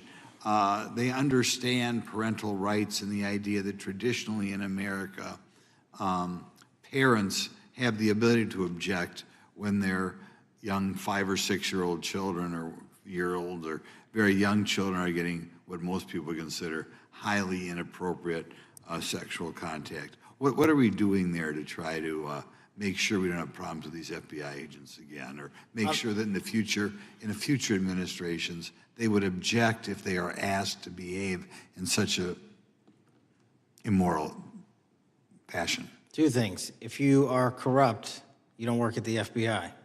It's that simple. So we don't tolerate any form of corruption or any deviation from our high standards, whether you're an agent, an intel analyst, or whatnot. And just to show the American public the resurrection that the FBI has had in these last 7 months, you don't have to believe me. Our applicant pool has doubled month over month every year from the highest point it has ever been. More people want to work at this FBI than ever before in U.S. history. I'm sure that's because of you, and you're kind of anticipating my next question. I talk to retired FBI agents in my area who sometimes retired in part because they hated the woke, anti-conservative culture at the FBI. And they are concerned, the retiring agents, about new agents, not on your watch, but before this, being corrupted in the universities before they were hired, and they are very worried about what will happen with the new agents. So I think you're answering my question. Do you feel you'll be able to a certain extent solve the problem of inappropriately woke agents filling up the agency in the past, because now you're going to have a larger pool to draw from? Everybody that comes to work at the FBI is allowed to have their own belief system, but they're not allowed to bring that belief system into the workplace. And anyone that does won't work at the FBI.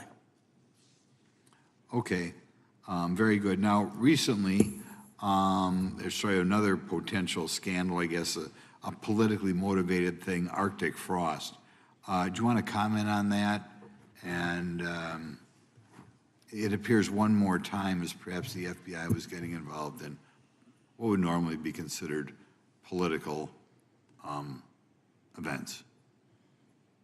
We are not getting involved in political events, except this one. Okay. And final thing, with regard to prejudice against Catholics, what happened in the big Hindu temple there in New Jersey, do you think, have you ever, has anybody ever apologized to the Catholic Church or apologized to that temple? I don't know, sir. Okay. Is that something you think would be perhaps a good idea to do in the future? I think leadership should address it. Thank you. Gentlemen, time has expired. Gentleman yields back the, so we got the gentleman from North Carolina, Mr. Harris. All right, thank you, Mr. Chairman, and thank you, Director Patel, for your endurance and your perseverance throughout today's hearing and for all you've shared. First of all, let me start by saying that I was very grateful and glad to see that the FBI has joined the investigation of the tragic and brutal murder of Irina Zarutska in Charlotte, which is just right by my district. This woman, as you know, fled the war in Ukraine only to be killed in cold blood by a man who had no business being on the streets whatsoever. This man, who had been seen stabbing Irina to death on video, had been arrested 14 previous times, served prison time, and was diagnosed with a severe mental illness. In response to the previous offense, the magistrate over his case released him to roam the streets with a $0 bond and a simple written promise to appear in court. Mr. Patel, let me just ask, should judges apply the most lenient bail standards to people with extensive criminal history? Do they apply the most lenient? I'm sorry. Yeah, should they apply the most lenient bail standards to people with extensive criminal history? That has not been my experience. That should not happen. Is America a place where young women should fear to ride public transit? No. And was Irina Zarutska's death, would you say, possibly the result of Democrats' pro-crime policies?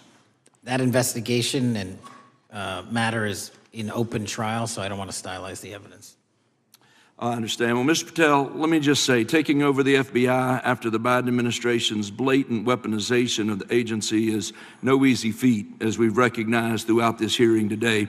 For 4 years, we witnessed the Biden administration targeting regular Americans rather than violent criminals. For example, the Biden administration's FBI spent its time and resources going after churches and Christians. We know that the FBI used an undercover agent to collect information about a parishioner. We know that the FBI investigated and surveilled a Catholic priest. And all of this was in response to First Amendment protected activity. Mr. Patel, I want to ask you, should the FBI use its resources to spy on Catholics? Never. So what does it say about the culture of the Biden FBI that law enforcement resources were used to go after Catholics, and some FBI employees were comfortable with taking such actions? Well, pursuant to my transparency initiative and working with Congress on oversight, those documents, that's it. Those documents are available for the American public to see and read and hold people accountable, and that's what I'm committed to. And so have you been able to hold accountable those at the FBI who went after law-abiding Catholic church members? If they did so improperly, yes. Well, I've been a pastor for 36 years, and I've constantly stood up for life and stood up for family amidst a culture that's increasingly hostile to both of those things. And if the Biden administration targeted Catholics, could I have been targeted by the Ray FBI as well? Well, I don't know, but I'm not going to target you. Well, I know that President Trump respects religious liberty and that his administration is seeking to right the wrongs of the Biden administration. Securing our freedoms and protecting faith leaders and communities requires a multi-pronged approach. What would you say in just the last few moments, what is the FBI under your leadership doing to make sure that our religious liberty and religious leaders can rest comfortable this evening?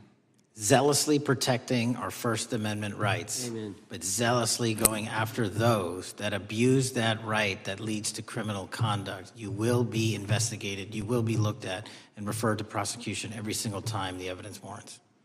Thank you, sir. One final area. I do want to draw attention, Mr. Patel, to Waxhaw, North Carolina, a town in my district that just fell victim to a cyber attack on September 12th that interrupted emergency services. Waxhaw is working with state partners, and the FBI has been notified on this attack, and I certainly pray they're able to help out with the ongoing investigation. Could you just speak to what the FBI is doing to bolster our community's cybersecurity to defend against any future cyber attacks? Well, in North Carolina, you're slated to get a plus-up of 22 FBI employees, and they're already on the way. And that encompasses cyber, counter-intel, counterterrorism, field agents, intel operatives. And what we're doing on a macro level on the counterintelligence and cyber front is going after the people that fund these operations on these online platforms and breaking their banks. Because once we do that successfully across the board, they won't have the ability to attack us. Well, thank you, Director Patel, and let me just add my comments to those of my colleagues that are very grateful for your leadership, grateful for your courage, your consistency, and for being willing to stand in the gap for us. And with that, Mr. Chairman, I yield back. Gentleman yields back. The gentleman from Missouri is recognized. Thank you, Mr. Chairman. And Director Patel, thank you for being here with us today. Over the past few years, we have seen a disturbing increase of attacks on Christians and conservatives. Since the leak of the Dobbs decision, there have been 354 attacks on Catholic churches. In the first year following the leak, there were more than 100 attacks against pro-life pregnancy care centers, and the shadowy pro-abortion group Jane's Revenge claimed responsibility for 24 of these attacks. Meanwhile, the Biden FBI focused resources on attacking Catholics and peaceful pro-life protesters like Mark Houck and Paul Vaughn. Many of these attacks on Christians and conservatives were coordinated or praised by dark leftist cells who lurk on the online chat rooms of Reddit, Discord, and game sites. This is a war room for Antifa and violent transgender activists. There have been essentially no incidents of violence by Catholics, pro-lifers, or parents at school board meetings, but there have unfortunately been multiple shootings motivated by leftist and transgender ideology, including recent attacks in Nashville, Colorado Springs, Denver, and Aberdeen. Worse, the targeted violence reached a boiling point this past month. A few weeks ago, an anti-Christian transgender terrorist murdered 2 children and injured 17 in a shooting at a Catholic mass. And last week, while we were sitting in this committee room almost to the hour, Charlie Kirk was assassinated by a 22-year-old who appears to have been motivated by leftist and transgender ideology. As you confirmed yesterday to my Senate colleagues, he may not have acted alone, and you testified that in his online chat room of more than 20 trans ideologues that you were aware, I believe you said many more, many were aware of and possibly complicit in the assassination. Director Patel, in light of the increased violence emanating from the far left, is your FBI investigating this violent trend of anti-religious, Antifa, and transgender-driven violence? All of it across the board is being zealously investigated, no matter what your motivation or bias is behind it. Very good. We've also noticed a dramatic surge of the number of clinics offering so-called gender-affirming care. Whistleblowers in a recent NIH study confirmed that these clinics prey on some of the most mentally ill children and young adults in our society, and these clinics are quick to prescribe life-altering puberty blockers, cross-sex hormones, and surgery, and often these patients get worse rather than better, and unfortunately, some have become violent, some have even committed mass shootings, and the partner of one of them assassinated Charlie Kirk. Director Patel, is the FBI looking into the role that these gender clinics may have in the recent attacks in making these mentally ill individuals violent? We're looking at the entire spider web for any of these attacks, be it Denver or Charlie or where have you, and that's why our investigations are ongoing. We don't have a final product yet. One of my Democrat colleagues, as an aside, mentioned, quote, the federal takeover of our cities. And I don't know whether my Democrat colleagues, for some reason, liked Washington, D.C. better when it was more dangerous and more violent, when there were more robberies and carjackings and murders and rapes. But what has the crime picture in Washington, D.C. looked like since the so-called federal takeover? 2,100 arrests, 37% decrease in violent crime, same time last year, 60% decrease in gun crimes, 74% decrease in carjackings, and 53% reduction in homicides in Washington, D.C. in the last month alone. Very good. And I thank you so much for your testimony. I know it's been a long day, so I'll give you a little break and yield back the rest. Gentleman yield? My time. Gentleman yield? Yes, and yes. Director Patel, what's a 302? It's a report, the number of the report, whenever an FBI agent goes out and interviews someone.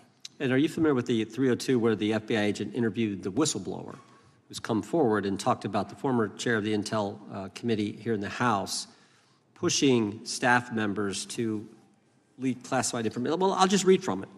Staffers were instructed to use, this is from the 302, interview this person. Staffers were instructed to use any sources that had developed within the United States intelligence community to gather information, which would then be made public through the media in order to compel public opinion. You familiar with that? I am. Yeah, and that's how they played the game, wasn't it? Leaking information, classified or otherwise, true or otherwise, to create this public opinion to compel action to undermine the president. Is that accurate? I believe so. Just one other point I would make from this. This witness also said in the 302 that the agent recorded that the witness provided the interviewing agents with copies of both his handwritten notes and an email. So he gave them the stuff he wrote, and at the actual time this was taking place. That's all in the 302, right? Yes, sir. All right. Mr. Chairman. Mr. Chairman. Gentleman from Missouri. Mr. Chairman, I would like to submit for the record an article from The Hill, Massive Crime Drop in D.C., City Sees Zero Murder Week, dated August 25th, 2025. And I'd also like to submit for the record an article from the New York Times, dated April 18th, 2025. Man who set fire on Shapiro's mansion cited treatment of Palestinians, police say. Yeah, thank you. Without objection. I have. Gentlelady from UC. Texas and then Pennsylvania. Thank you so much. My first UC is the FBIAA letter to Congress on summary terminations, where it states denying fundamental due process and summarily dismissing special agents will only make it harder to protect our nation. These actions distract agents from their work, foster fear that their assignments could cost them their careers either now or under the next administration, and increase the risk of criminal and national security threats by undermining unity and morale within the Bureau. Without objection. The next one is a CNN article. FBI agents are again pulled from their day jobs to address a Trump priority. It states, morale is the worst I've seen, said one law enforcement source. The Bureau is becoming unrecognizable. Lots of people are weighing really difficult decisions right now. Without objection. Gentlelady from Pennsylvania is recognized. Thank you, Mr. Chair. I'd request unanimous consent to introduce into the record a September 16th, 2025 article in the New Republic entitled DOJ Quietly Deletes Study on Politics of Domestic Terrorists. The Justice Department has taken down a study that proves Republicans' entire narrative wrong about left-wing violence. Without objection. Thank you. Gentleman from Washington is recognized. Thank you, Mr. Chair, and thank you, Director, for being here. I think without question we can say that Donald Trump has been tougher on crime and tougher on international terrorism than any president in American history. I imagine that brings you a lot of satisfaction and pride as director of America's foremost law enforcement agency. Recently, President Trump conducted very strategic and important strikes on Iran's nuclear apparatus in that country. We also know that there are concerns of significant Iranian sleeper terrorist cells here in the U.S., perhaps exacerbated by the open border during the Biden administration. What can you tell Congress and the American people about what the FBI is doing to safeguard us from potential terrorist attack by Iranian cells? So our counterterrorism division, which is fully stocked up, watches for reflections in the intelligence streams that our intelligence community collects and produces, and works hand in glove with our partners at the CIA and elsewhere to make sure that any threat, even if it's hearsay, double hearsay, triple hearsay, or totally incredible, is not only fully run down, but we also take our duties to notify and give defensive briefings to those who are mentioned in those intelligence reports to make sure that we do both our notification obligation and our investigatory obligation. Thank you. The FBI is also the foremost counterintelligence apparatus here in the U.S. We know the U.S. faces a more complex threat of global, more complex array of global threats than any time perhaps World War II or even superseding that time. As America continues to be under attack from various intelligence agencies globally, what can you tell us about the counterintelligence operations of the FBI as a core function? This is why the CIA mission is so important to the FBI, because as you said, no one else can do it. No one else has the authorities to do it. And even if they did, they don't have the capabilities to do it. And the CIA mission has to be headquartered in Washington, but have far-reaching capabilities because we have to face against our adversaries in the DPRK, in Russia, China, Iran, and elsewhere. And in order to do that, we have to have dedicated intelligence professionals on those target sets. And since I become director, I've demanded not only a dismantling and disruption of networks, but a public display of how we're doing it so the world knows that our adversary is A, attacking us, and B, we're stopping them. And that's why you've seen these dramatic increases in counterintelligence arrest in the PRC by 33%, in Russia 83%, in Iran 60%. We are showing the world that they are trying to engage in espionage activities against us, and we are holding them accountable publicly. And there's been increasing concern about the Maduro regime of Venezuela, both their potential support of terrorist activity, criminal drug networks, and potential espionage entities here within the U.S. What can you tell us about your activities regarding the Maduro regime of Venezuela? Generally speaking, one of the largest transshipment points and shipment points for narcotics out of South America, Colombia, obviously, and also Venezuela, is being utilized heavily by the narco traffickers to send up cocaine, meth, and fentanyl, and excuse me, all the other illegal narcotics through the island chains in the Caribbean Ocean and ultimately for America. So there has to be more work done in the region to stop those navigable waterways from being traversed with drugs bound for America. And finally, Mr. Director, what is the one thing that Congress could most do in terms of passing a law to best support the FBI in making America safer and more secure? Get us more authorities to get online, to get onto gaming, to get onto social media companies, gaming platforms, have legal access, and also have private partnerships with the FBI of those companies and allow them to report into us on a daily basis. There is no human being or AI system on earth that can go out there and cover down on the threat in those theaters. And so we need the assistance, and we need more authorities, and we need the private sector to double down. Well, thank you very much for all you're doing, all the men and women of the FBI are doing to keep us safe, and I yield back.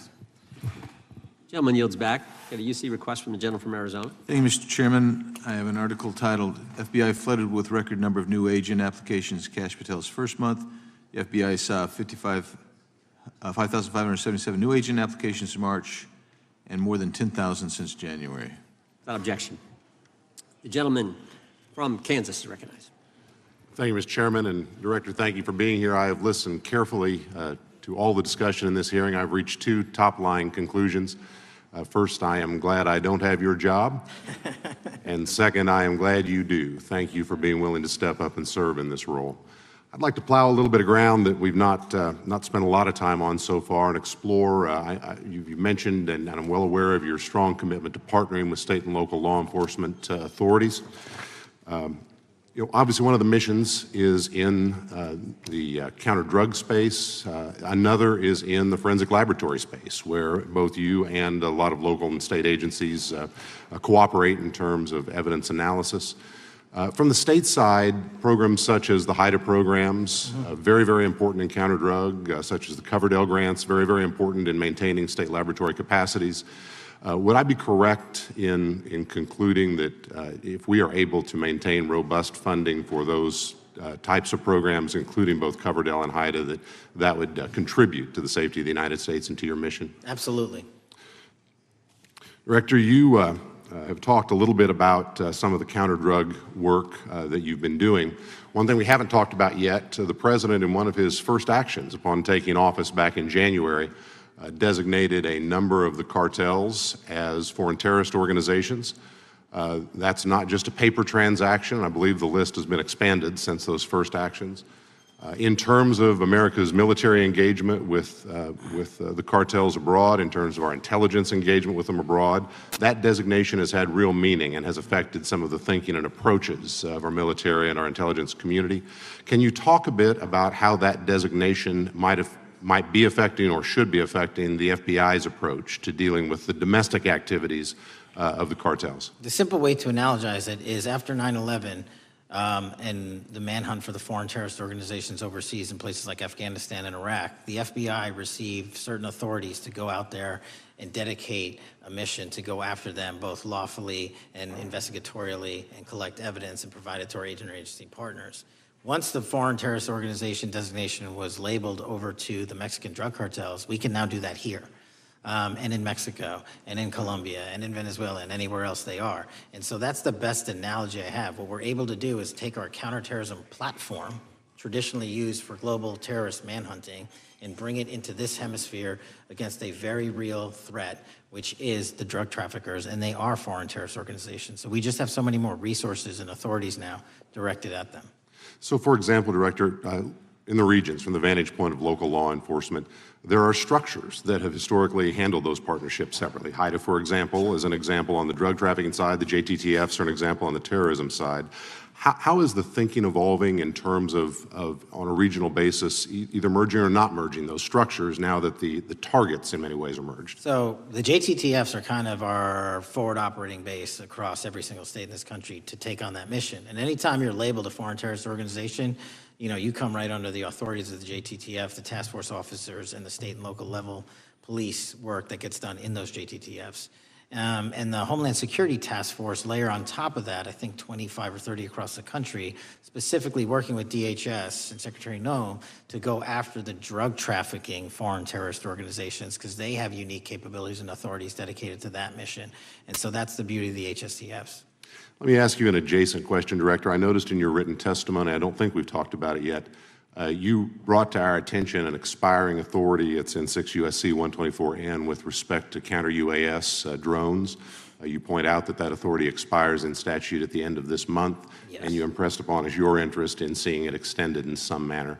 Can you talk a little bit about the FBI's role in counter-UAS work over American airspace? I represent a district that's going to host some of the FIFA World Cup activities coming up. We're obviously very interested in security, and there are limits on what our state and local authorities have the capacity to do or what our military has the capacity to do once the threat is domestic. So it's critically important. Both the FBI and DHS have those capabilities. I'll speak to the FBI, of course, only. And you raised the World Cup, and that's exactly what we need it for. The Club World Cup, which just happened, was 32 games in at least a dozen different cities across the country, the largest sporting events consecutively in American history.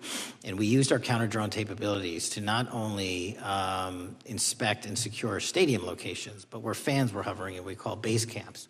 And thankfully, because of the success of the FBI and DHS, we had no significant security incidences. And flipping to the World Cup, which is going to be 3 times as large, and obviously the largest we've ever had, and blending into the LA Olympics in 28, our counter-UAS capabilities are going to be the ones that are able us to have literal bird's eye view of the threat dynamic around so many of these cities, which are going to see literally tens and hundreds of thousands of people flock to them. So we have to have it. And making sure the bad guys don't have the same. Exactly. Very good. I yield back and thank you. Gentleman yields back. Director, you've been amazing. You've been here 4 hours and 41 minutes without a break. We appreciate that. I think we have one more member, a few UC requests, and then you can we'll let you go. But we appreciate that. The gentleman from Texas is recognized. Thank you again for taking the time, Director Patel, and for Chairman Jordan for holding this hearing. Thank you for depoliticizing the FBI and getting it back to its original mission as well. Director Patel, do you agree that we have a problem in the United States with politically motivated violence? Absolutely. And I very much agree. I think we can all agree that political violence is wrong, it's evil, regardless of which side it comes from, and that we can all adamantly and vehemently reject it, or we certainly should. But one of the things that we've noticed recently is that affinity and tolerance for political violence is not equally distributed on both sides of the aisle.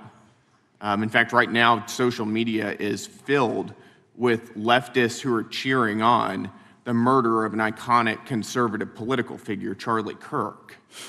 And it's not just random people on Twitter doing this now. There's a YouGov poll released just a few days ago, which stated that 25% of those who identify as very liberal believe that political violence can sometimes be justified. That's far too many, is it not? It is. One is far too many. One is far too many. That's right. Only 3% of very conservatives said the same thing, and we can agree that 3% is far too many. But there's an astounding difference between 25% on the left accepting and tolerating political violence and 3% on the right. I would hope that our colleagues on the other side of the aisle would also recognize that there is a systemic problem on their side of the aisle with tolerance for violence against people with whom they politically disagree, that there is a cultural rot on their side of the aisle that needs to be addressed desperately. Would you agree with that? Yes. One of the more astounding aspects of this is that it's not just people. This comes from the very top, from their political leaders. Just a few days ago, a member of Congress of this body, Ilhan Omar, shared a video on her social media account about Charlie Kirk's murder, and I'll quote what it said. It said, "Charlie Kirk was Dr. Frankenstein, and his monster shot him through the neck." In other words, Charlie had it coming to him. The words that he said naturally led to his assassination. I mean, that is a reprehensible thing for a member of Congress to say, to suggest, to promote in any capacity. And there are people across this country who are losing their jobs for far less than this. And that, by the way, is a just response to acceptance and tolerance of political violence. It's amazing to me that the political left today, who were the originators and the cheerleaders of cancel culture, now have the backbone to attack conservatives for defending their assassinated friend. But there's a key difference here. Democrats want to silence conservatives for speaking obvious, self-evident, ontological truths like that men aren't women and men can't get pregnant. That seems pretty basic. That seems like a basic truth that we should all be able to agree on. Republicans, by contrast, are recognizing that a constitutional republic depends on the free and open exchange of ideas that we can debate without violence, and that assassinating a political rival is evil, it's wrong, and it should not be glorified or promoted or justified in any way, including in the way that Congresswoman Ilhan Omar did.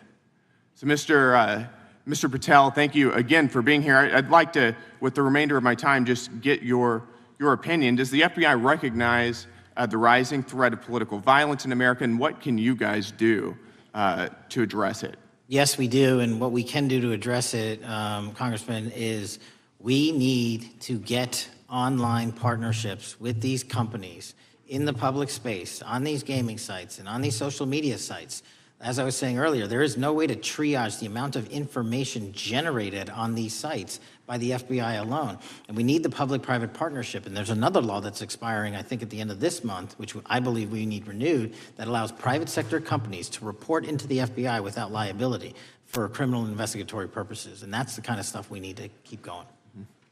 Got it. Thank you, Director Patel. We really appreciate it. Thank you. Gentleman yields back. Mr. Chairman. Gentleman from Arizona. I have some UCs. Gentleman to state his request. Thank you. The first one is a piece entitled Review of Domestic Terrorism After Kirk's Murder Shows Biden Politicized Issue, the Intel, and Fudged the Data. Without objection. Thank you. Make a motion to table. Oh, no, we got to recognize the ranking member for his motion. It's just a UC request. The gentleman's recognized for a UC request. Thank you, Mr. Chairman. This is the ADL report issued February 21, 2025, titled Murder and Extremism in the United States in 2024, concluding that for the third year in a row, every single extremist-related murder in the United States in 2024 was committed by right-wing extremists, 8 of the 13 involving white supremacists and 5 having connections to far-right anti-government extremists. Without objection. Gentlelady from Pennsylvania is recognized for unanimous consent. Yes, thank you. I have a couple articles here. First is a New York Post article, July 17th, 2025. Democratic Senator Ron Wyden claims big Epstein file full of actionable information locked in Treasury Department drawer. Without objection. This is The Guardian, May 18th, 2023. Deutsche Bank agrees to pay $75 million to settle Jeffrey Epstein lawsuit. Without objection. This is Fox Business, September 10th, 2025.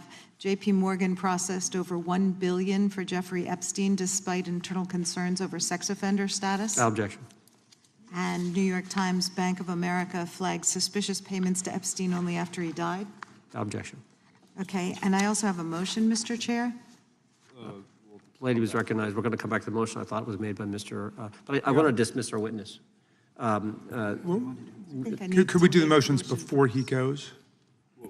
What, One, I just wanted to press the motion I originally yeah, had. we're going to bring that up. Is that what this is? 4 banks. Are you doing that? No, this is another motion. Okay, well, I'm going to recognize first the gentleman because we held that motion in advance. I've got I still have the UC, Mr. Chairman. Thank you, Mr. Chairman. So look, there are 4 banks, JP Morgan, Bank of New York, Bank of America, and Deutsche Bank.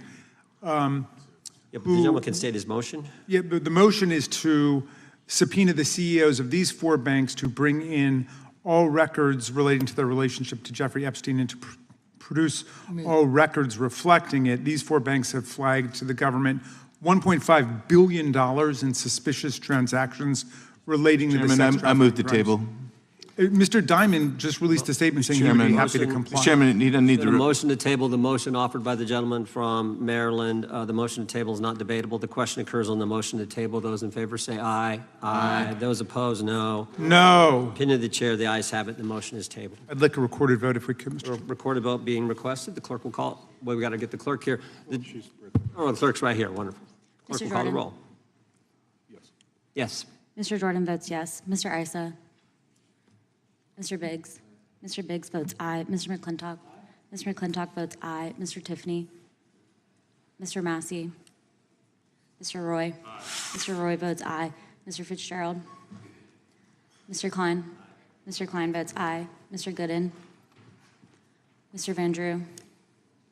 Mr. Nels? Mr. Nels votes yes. Mr. Moore? Mr. Moore votes yes. Mr. Kiley? Ms. Hageman? Ms. Lee? Mr. Hunt? Mr. Fry? Mr. Grothman?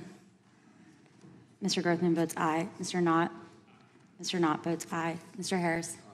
Mr. Harris votes aye. Mr. Onder? Mr. Onder votes aye. Mr. Schmidt? Mr. Schmidt votes aye. Mr. Gill? Mr. Gill votes aye. Mr. Baumgardner? Mr. Raskin? No. Mr. Raskin votes no. Mr. Nadler? No. Mr. Nadler votes no. Ms. Lofgren? No. Ms. Lofgren votes no. Mr. Cohen? Mr. Johnson? No. Mr. Johnson votes no. Mr. Swallow? No. Mr. Swallow votes no. Mr. Liu, Ms. Jayapal, Mr. Correa, Ms. Scanlon. Ms. Scanlon votes no. Mr. Neguse? Mr. Neguse votes no. Ms. McBath? Ms. McBath votes no. Ms. Ross? Ms. Ross votes no. Ms. Ballant? Ms. Ballant votes no. Mr. Garcia? Mr. Garcia votes no. Ms. Kamlager-Dove? Mr. Moskowitz? Mr. Moskowitz votes no. Mr. Goldman? Mr. Goldman? Ms. Crockett? No. Ms. Crockett votes no. Gentleman from Texas, Mr. Gooden. Mr. Gooden? You're a no. You're a no. Lance? Yes. Mr. Gooden votes yes. Mr. Chairman, how am I recorded? Gentleman from New York. Mr. Goldman, you're not recorded. No. Mr. Goldman votes no.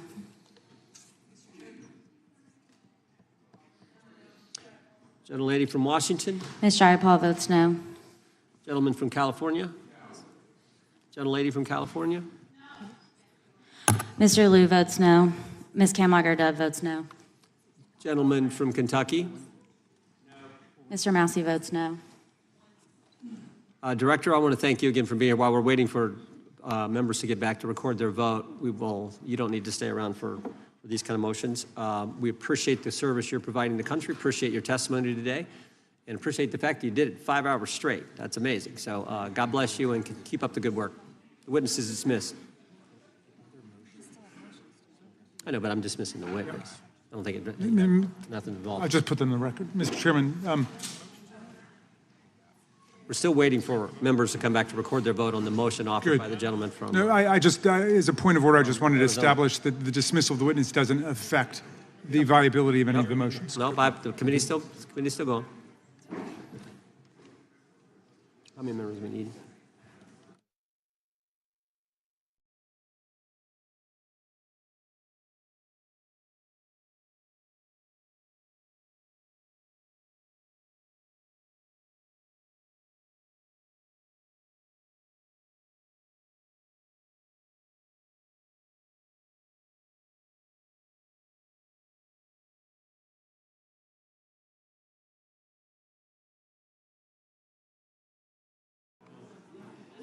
Madam Clerk, point of order. What is the current vote? Point of order. The vote is open. We will be waiting for members to get back to record their vote. Gentleman from Wisconsin is recognized. Mr. Fitzgerald votes aye. Gentleman from California is recognized. Mr. Kiley votes aye. A radical position that she wanted to examine the scientific facts before drawing conclusions. Mr. Correa? I would Mr. Correa hope votes no. that is the very least we could expect from any public health official in the United States. And number two, my colleagues and I remain squarely focused on achieving our dual mandate goals of maximum employment and stable prices for the benefit of the American people. While the unemployment rate remains low, it has edged up. Job gains have slowed and downside risk. a radical position that she wanted to examine the scientific facts before drawing conclusions. I would hope that is the very least we could expect from any public health official in the United States. And number two, reason why she was fired, she refused to get rid of career scientists for doing their jobs, including Dr. Howry, who was then the chief medical officer. Of the civil rights movement that opened up the FBI and the federal workforce to lots of people who never would have been hired in its first decades. Alas, you share J. Edgar Hoover's dangerous obsession with blind loyalty over professionalism and effective public policy. For Hoover, it was blind loyalty to him in keeping his secrets. For you, it's blind loyalty to Donald Trump in keeping his secrets. During your confirmation, it was widely noted on all sides that your primary qualification was your unwavering loyalty to Trump.